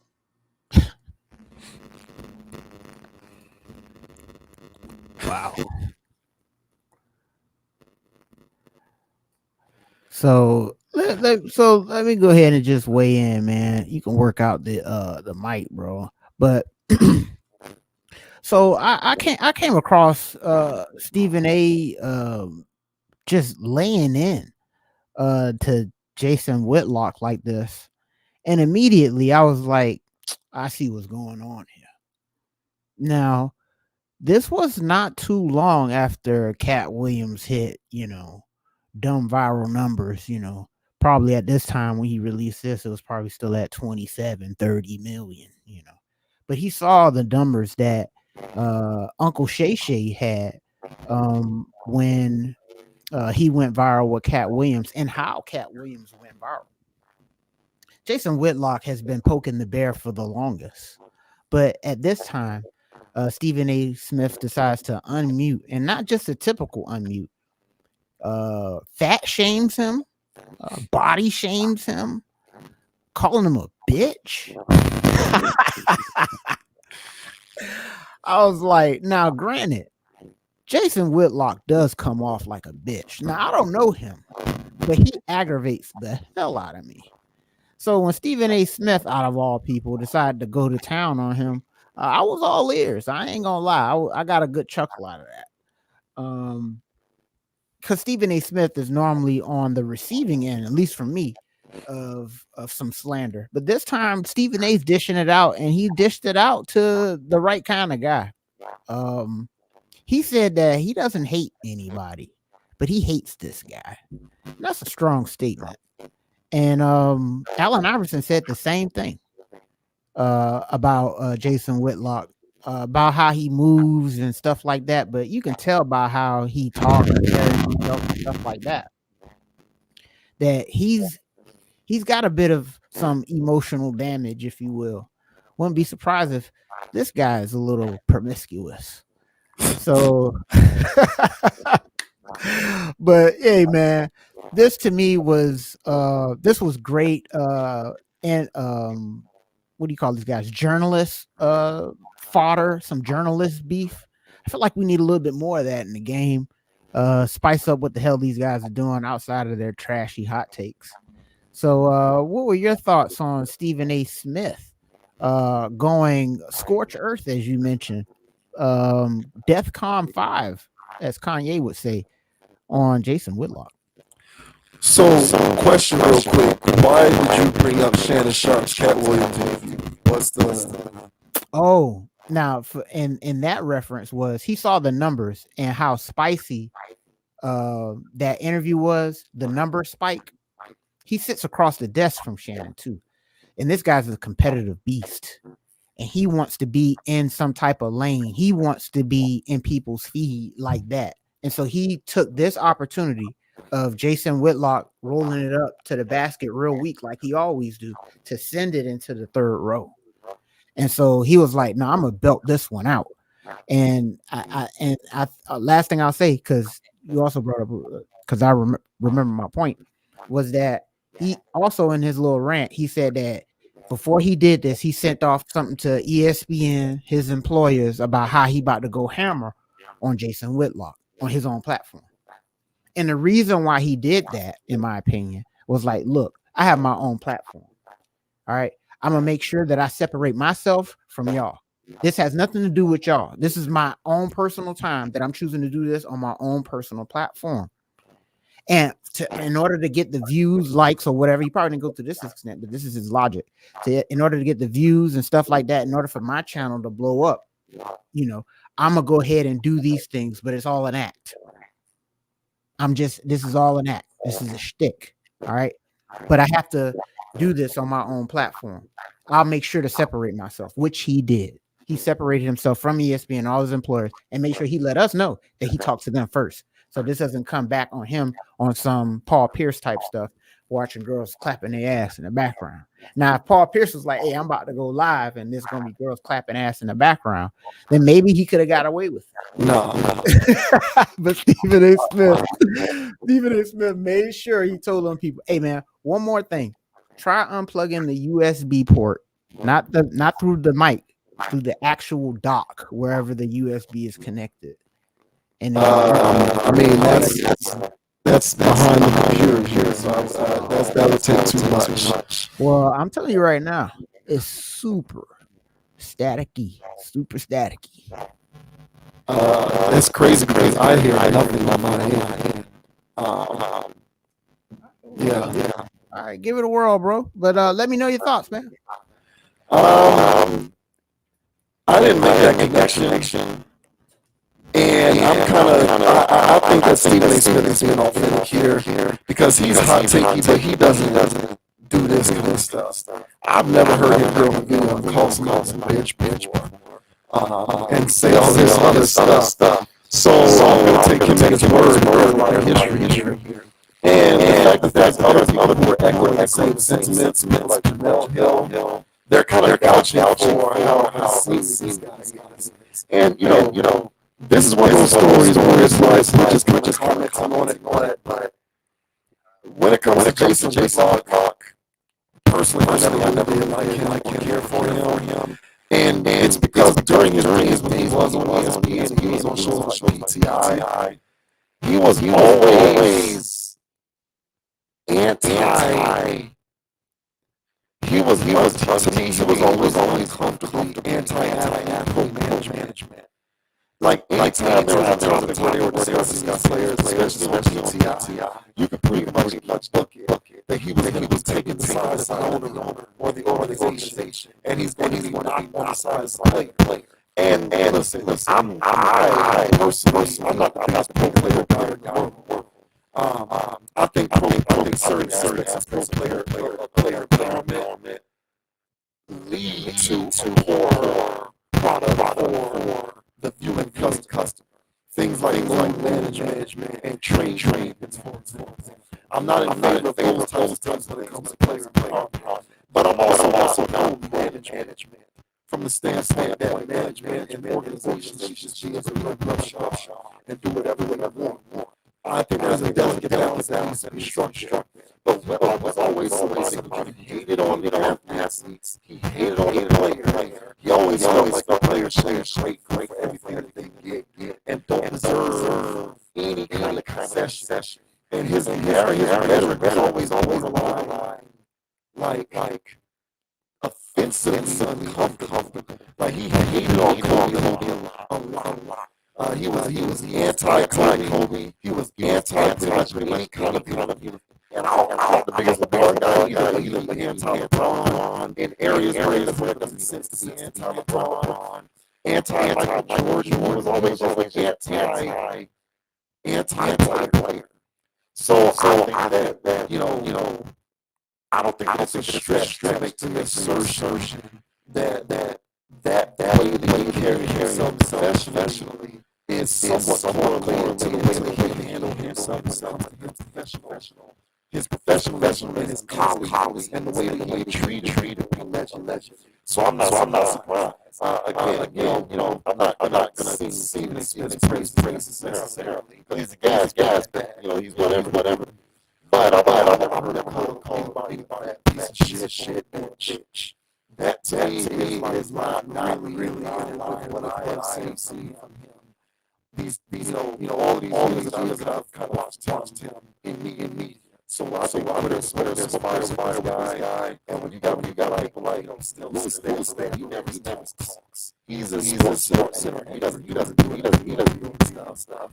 So if they even get him to say a negative experience, dude, get him out of here.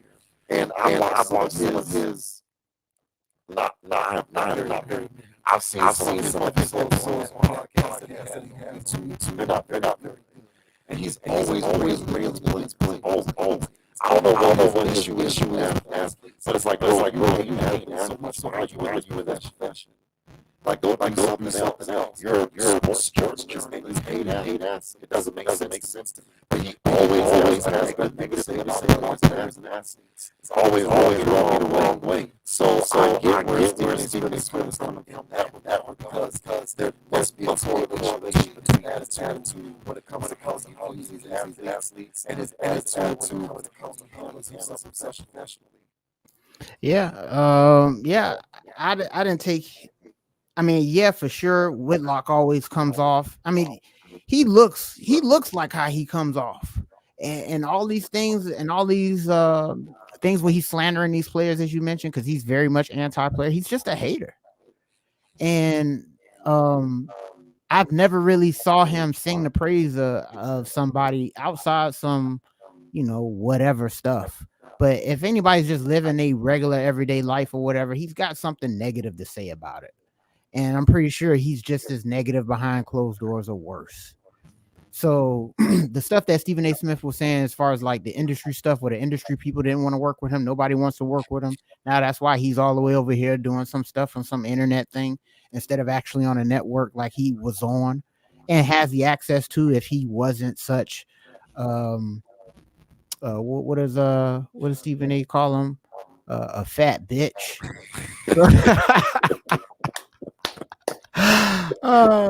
But me personally, I've never heard Stephen A. Smith talk like that, cuss like that, or any of those things. And again, I think it was due to the fact of him wanting to go viral. To me, this was Jason Whitlock, because Jason Whitlock's going to continue to do this. And he was always poking the bear, as I mentioned. So he always lob up these, softballs towards Stephen A. Smith. Stephen A. Smith, like he says, he never really addresses it. But this time he's had enough. And it's just like, nah, I don't think you had enough for the sake of having enough. I think you had enough because you was like, you know what? I'm going to use this to go viral. So because if somebody was really on pins and needles, that's how they really felt about it. They would have just went up and hit record and started doing their thing. But for him to write out an email to his employer, to whatever, there was a lot of foresight with this. This is first degree him doing this. So this isn't him by inspiration, feeling some type of way. He knew what he was doing, so much so that he made sure he protected his brands. That's how I look at it. So I think he took this opportunity to go viral. When we covered the Shannon Sharp thing, he said that, hey, he went up 500,000 subscribers out of those views. I think Stephen A. Smith was looking at it the same way, with him showing everybody that, hey, I'm raw and uncensored over here. Ain't nobody gonna tell me what to say. I'm gonna say what I want to say. And blah, blah, blah, blah, blah, blah, blah, blah. And so I think he noticed a spike in subscribers, view counts, watching hours, just from him doing that. And so I think he used this as an opportunity to play the algorithm. So not to say that the beef is fake. He really don't like this dude, but he took this opportunity as a softball to Mark McGwire out of there. But yeah, man. I normally say best of luck to people, but not for Jason Whitlock. So so he can kick rocks on whatever he's doing, or just come here at the conscious approach, so we can have a debate. We'll pass on it. You don't need Jason Whitlock around here. That guy is just he seems like he's a miserable SOB. Like Why are you need to be a political journalist or something? Like, why are you a sports writer? When all you do is talk about how much you hate athletes. Like every time he was on the he had nothing but negative things to say about players. It's ridiculous. Like why are you so management, bro? Like you sound like house black man. Oh yeah, man. I'll let you go. But that was another part of the argument too. That was weird because Stephen A. Smith was sitting there supposed to be taking up for himself because Whitlock called him a house Negro. So Stephen A. Smith was sitting there talking about no, he's the house. They were fighting off who's the house Negro, and it's like, hey, newsflash, fellas, y'all both qualify. It's just that Whitlock literally has the Uncle Ruckus music playing right whenever he's about to walk onto stage or have the camera come on. It start boom, boom, boom, boom, boom, boom, boom, and he ain't no different than Uncle Ruckus. So yeah, man, that should be his theme music. So that's a good one. He's definitely he is Uncle Ruckus. Yeah, he is Uncle Ruckus. I'm not a big fan. I'm going Stephen A. Smith on this one. I'm with Stephen. I think he reached out to ESPN because he didn't want to risk being Paul Pierce. One would argue that he's a bit too big to be Paul Pierce, but nevertheless, I think that was the motivation behind him doing it. He didn't want to do something on his own platforms and then end up coming back to where he has to get spit out and fired. Mm-hmm. But Jason Whitlock kicks off, man. Get that guy out of here. Hey, man. Hey, one thing, bro. So real quick. So can we have like an intermission so we can get this going? So we can get the next topic going smoother with the audio. Because I'm telling you right now, I'm listening on YouTube and it's still a little. So if we can get an intermission here, or I mean, I can try and unplug or something, but I mean, how do you know for sure that it's my mic? I'm listening on YouTube, bro, and it's doing what it's doing right here on YouTube. Let me see. Mm-hmm. Yeah, right. The full unplug. Let's do that. I'm with it. And the full replug. Shout out to Jason Whitlock again. Look, Jason Whitlock. Now you could come here to the conscious approach if you dare. But I'm telling you right now, man, if you step into this arena, I'm gonna do you worse than Stephen A. Smith did you. All right, let's do testing 1, 2. All right, does it still sound the same? You in the game, big dog. Nah, it's clean now. Oh, okay. Well, there you go. And for a bit of speaking of scorched earth tours here, the head coach of the Toronto Raptors went off because he felt as though during a recent game against the Lakers, his team was getting unfair treatment from the refs. He felt the Lakers were getting an unfair amount of foul calls, and went to the free throw line a bit too much for his liking. And so he went off on a rant about that. And you know how this stuff is. If you talk bad about the refs, you're going to get fined by the league. So this article here says Raptors coach Darko Rajakovic fined $25K for a rant against referees. Toronto Raptors head coach Darko Rajakovic has been fined $25,000 by the NBA for publicly criticizing the officiating. Rajakovic was punished for a lengthy rant after Toronto's 132-131 loss to the Lakers in Los Angeles on Sunday. He was angry that referees gave the Lakers 23 free throws to the Raptors 2 in the fourth quarter. Now, that is quite the discrepancy. Rajakovic said that the disparity in calls was outrageous and that the referees in the NBA should be ashamed of what happened. Toronto lost starting center Jacob Petzel to an ankle sprain before the game, making them shorthanded in the paint. Lakers center Anthony Davis scored 20 of his 41 points. Wow. In the fourth quarter while going 11 for 11 at the line in the final period. Davis shot 14 of the Lakers' 36 free throws in the game, while the entire Toronto roster shot only 13. That is quite the disparity. So yeah, this guy has been fined $25,000 for going off on the referees for that free throw disparity. I'm pretty sure you can find the clip of him going off during that post-game press conference on YouTube or somewhere on the internet, NBA Twitter or something like this. But yeah, so of course this has to do with the Lakers. I don't think that that's a shock. But you wanted to talk about this one and about him getting fined for going off on that free throw disparity. 132, 131. So the free throws definitely matter Impacted the game. In terms of the outcome of the game, for sure. It did, yes. Yeah. So I'm sitting there watching this game because I'm sitting there playing Prize Picks. Now I'm not out here. In our Prize Picks, they can sponsor the show. We probably just got to do an ad read. But I'm sitting around here. I'm playing my picks. So I'm doing my over, my unders. I'm trying to make sure, my stuff is hitting. So as I'm sitting here watching the game, I'm seeing how this whole thing unfolds. So you read the free throw disparities there. All right. So the next day, I'm seeing that this is going haywire and stuff on ESPN, Sports Twitter, whatever. But I'm really listening to the ESPN talking heads to explain this. So what they were all doing, because I'm pretty sure they all got a script from Father NBA, that, okay, the game was close towards the end. So a lot of those fouls and free throws that they got was from them trying to get themselves back into the game, which is true. That did happen. But it's probably about 6 of those free throws. That's the part they didn't mention. So they was trying to make it seem like the reason why they shot so many free throws was because, they were trying to foul to get back in the game. But it was no different than any other, 1 minute and 30 seconds left in the game, or, 90, I just said that, but 60 seconds left in the game where the team is trying to foul and shoot threes or whatever.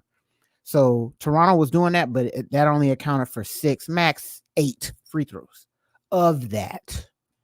But it's still 22 free throw shots or whatever the hell it was in that final period. So this guy getting pissed off, he clearly didn't get the memo. He's a foreign dude. Now, I know he knows he's going to get fined, but he was treating this like Euro League, and bringing all his passion and stuff like that and just laying it all out on the referees and basically saying like, hey, we wouldn't even showed up if y'all was going to just give them the game. But hey, man, this is where I believe the league colludes, and how they collude for spreads, games, and stuff like that. The Toronto Raptors, for all intents and purposes, for the NBA, apparently, is not. They're not the team. They're not a team. Basically, this game could have got washed under the rug amongst the 82. But we got to get the Lakers off the schneid, and we got to get these guys a win. That's what it felt like to me. And if you were sitting there watching the fouls, he mentioned it. Scotty Barnes was going in the paint, going crazy, and it's not like he was trying to draw contact, like whatever. He was just going to the paint, aggressive, and he's getting hit. There's all type of stuff happening, and he's not getting the same calls. The problem is that the same calls weren't being called. And so something happens on one end, and it wasn't happening for the Raptors. So yeah, I sat there and I watched the game. I was baffled. The feed I was listening to was a Raptors feed, and the announcers were beside themselves.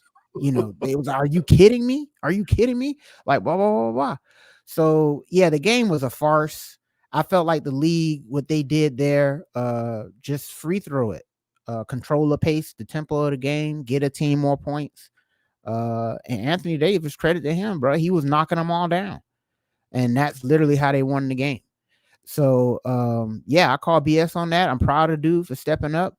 Maybe the Raptors organization is going to pay that $25K for him, hopefully, because he was just standing up for his team. But one thing that you can't do is call out the league for colluding against you, and that's what he did do. Because now they're really going to do it. So yeah, it's best to keep your mouth shut on that. Dance around it a little bit like the athletes have been trained to do. But I think this guy, just being a foreigner, being passionate about what he's doing, laid into the refs, and he's $25,000 broker now. So what about you, sir? What are your thoughts of just any bit of this? Just controversy around calls, possible collusion between the NBA, Vegas, and stuff like that. What's your thoughts on this situation? I love the NBA. It's growing up, it was my favorite league. It's now my third favorite. I like the NFL and college football more now. College football is growing up, I liked the NBA the most. Mm-hmm. And I'm holding on to my love for this thing. It's like one of the last things that I have left that I can enjoy and just, genuinely appreciate it for just being sport. I can't, they've taken movies away from me. They've taken music away from me. They've taken TV away from me. Hell, at this point, they've kind of taken the internet away from me. Yeah. I don't play video games anymore. All I have is sports and the gym. That's all I got. And because I'm holding on to it, because they've taken everything else away from me, I'm always reluctant to go tinfoil hat on sports. Not that I think some of the theories are wrong or ridiculous. I'm just choosing to not go that far because it's all I got left. And so if I fully go tinfoil hat on sports, at that point I have nothing left. I have nothing left, nothing anymore that I can look at and be like, this is something that I can have because you've just taken everything else away from me. And so that's why I don't like getting into theories on the league and gambling and officiating and referees, because I just want to continue to believe that this is something that I can continue to consume with at least a relatively decent amount of authenticity. But the logical side of me can't help but make certain connections. Now, I'm not the biggest sports bettor, so I'll let you have that part. I'm not very educated on sports betting. I'm just getting into it. I don't really have that much knowledge or education on it. I'm just starting to learn about how it works and the way that I feel most comfortable participating. But here's what I will say. Last week, we did a topic talking about how we're starting to hear that the Lakers aren't happy with the coach. And LeBron is upset. He feels like the lineups aren't great. And we're looking at the coach as the problem because the Lakers suck and the roster is shitty. That was a week ago. And LeBron, after the game when they lost to, I think it was when they lost to the Heat, or the game after it was a game after the Heat, they lost to somebody. Damn, who did they lose to? And they asked LeBron, like, what's, how do you feel of what's going on? And LeBron's like, oh, we just suck and blah, blah, blah. A day later, there's stories about anonymous people close to the organization saying that they're not happy with the coach and the lineups. And now a week later, or less than a week later at the time of this recording, the Lakers play the Raptors and get this huge disparity in free throws, and the Lakers win the game by 1 point. So like if I'm gonna draw any conclusions from this, I will say that it is awfully coincidental that a week after the Lakers went through all of this turmoil, they got this gift, this serendipitous gift in terms of free throw disparity from the referees. That's a lot of free throws. And I saw a talking point after the game where they asked LeBron about the free throw disparity, and his response was, well, I felt like they were fouling and we didn't. Yeah. That was LeBron. That was what LeBron said. Well, they were just fouling us a lot and we weren't fouling. Yeah. And, whatever. I guess. I don't know that accounts for the sheer disparity because one player taking one more free throw for one quarter. No, one player took one more free throw than the entire Raptors team, that being Anthony Davis, took 14 free throws, and the whole Raptors team took 13 for the whole game. That's kind of crazy. And the Lakers having 23 free throws in the fourth quarter alone. Yeah, bro. That's a lot in one quarter It's crazy. for one team. And I didn't watch the game. You watched the game. So all I'll say is, I'm uncomfortable going 10-fold hat because sports is all I got left. And if you take this away from me, all I'm going to have is the gym. That's all I'm going to have. That's literally all that's literally, yeah, they're going to take that away. That's literally all I'll have. That's all I'll have left at this moment in time. Please don't take this stuff away from me. Y'all have taken everything else. Y'all have taken movies, TV. You took the internet. I quit video games. I have nothing left because y'all have taken the rest of this stuff away. This is all I got. So come on, man. Don't do this stuff. But those are pretty much all my thoughts. I don't think it's a coincidence that a week after this alleged issue with Darvin Ham, that this happened with the Toronto Raptors. And who's gonna care what happens with a game between the Lakers and the Raptors?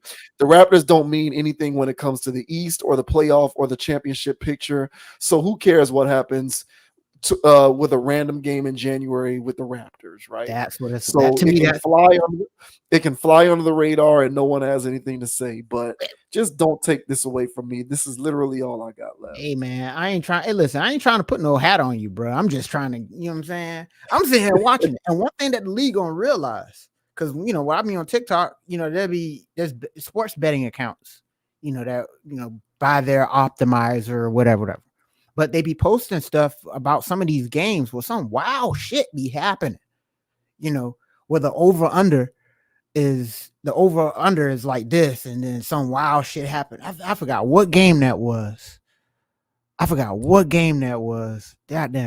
But it was this past week, and one team, it was the NBA. One team was up by like a whole bunch. It was a blowout, and the over for them was like 6 points away or something like that. And they had enough points. It was 8 minutes to go in the game. So they only had to score 6 more points or something like that to hit the over. And the team never scored another point for the rest of the game. 8 minutes straight with 0 points. And so there's people in the comment section just losing it. So the more people, because sports betting is going up because people are getting broker. People are losing hope. So they're gambling now. And so these sports betting apps have unbelievable algorithms outside of the assistance that they're getting from whatever. But they got some unbelievable algorithms, and they got this thing to a science. That's why all kinds of people, ESPN, Yahoo, everybody's getting into the sports betting game because because of the circumstance of America. And so more men are getting into it because whatever.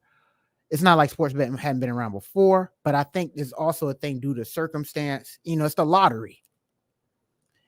And there's so many people right now that are in between paychecks, or paycheck to paycheck or whatever, just trying to hit a lick.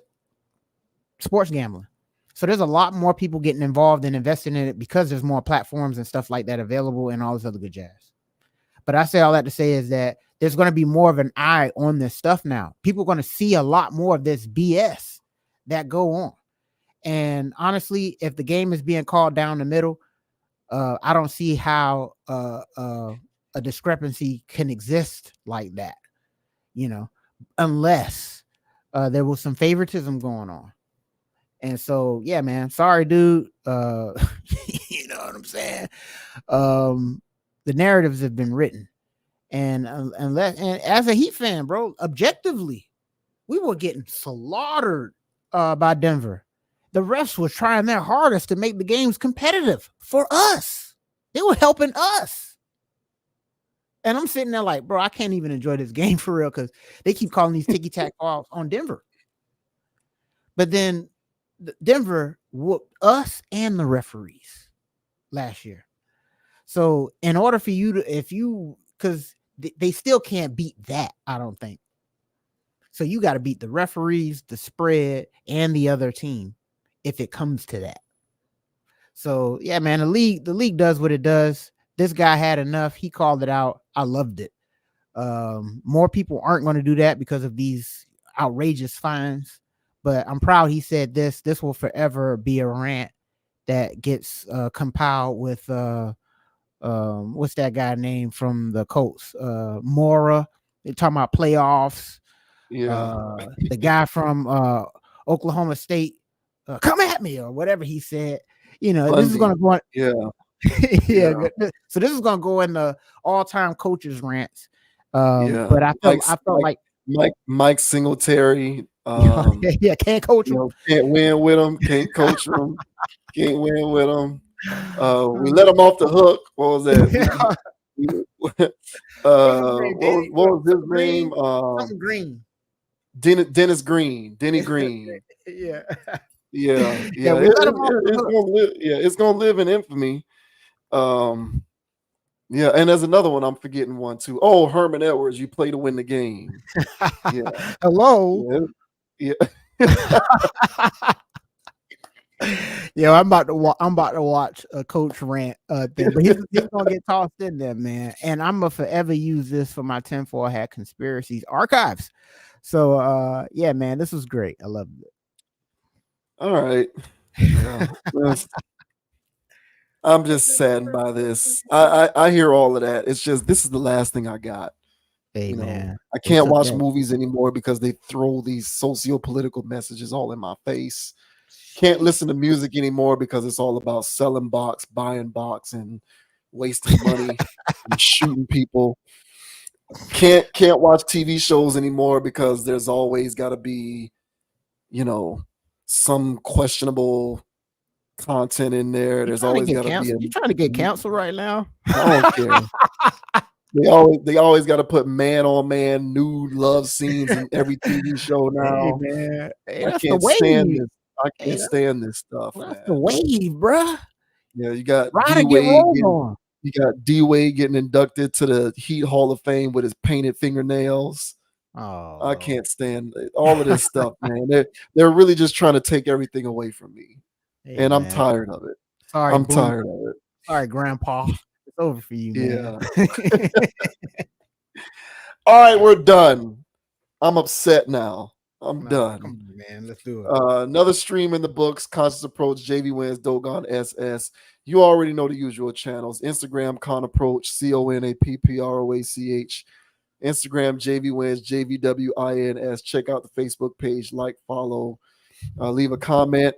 Hit the subscribe button if you are catching wind of these videos for the first time. Go ahead and like the video, leave a comment, let us know what you think. Sorry for any audio technical difficulties if that does end up coming out on the other end. I'll see for myself once I download these videos in the meantime, as the sanctity of sports continues to be taken away from me. Be on the lookout for the next video, next stream. As we continue to rock and roll. Thanks for supporting our little brand of logical content. Subscribe to the channel. And until next time, gamble wisely. Emotional damage. Because I be gambling responsibly. I gamble responsibly. What up, everybody? As you guys already know, you guys see the name down there. It's Doggone SS. Not doggone it. And you can find me on Instagram at Doggone_SS and on YouTube at Doggone_SS. Also on TikToks. All right. Now I don't post nothing, but my videos go hammer. You can follow me over there too, Doggone_SS. And as I say on every pod, guys, don't be too high, don't be too low. Keep it calm, keep it chill, keep it player. And don't let anybody get you off your pivot. So until the next time, everyone, I'll see you guys on the next episode.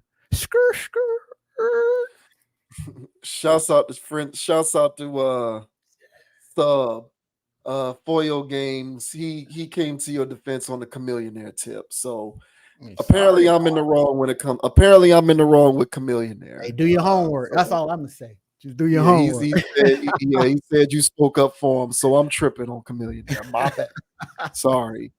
But yeah, shouts out to everybody. Shouts out to the subs, past, present, and future. Thank you so much for your continued support of the channel. We love doing this stuff. We will see you on the flip side. Until then, we are out. Peace. Go Rattlers. Yeah, go Canes.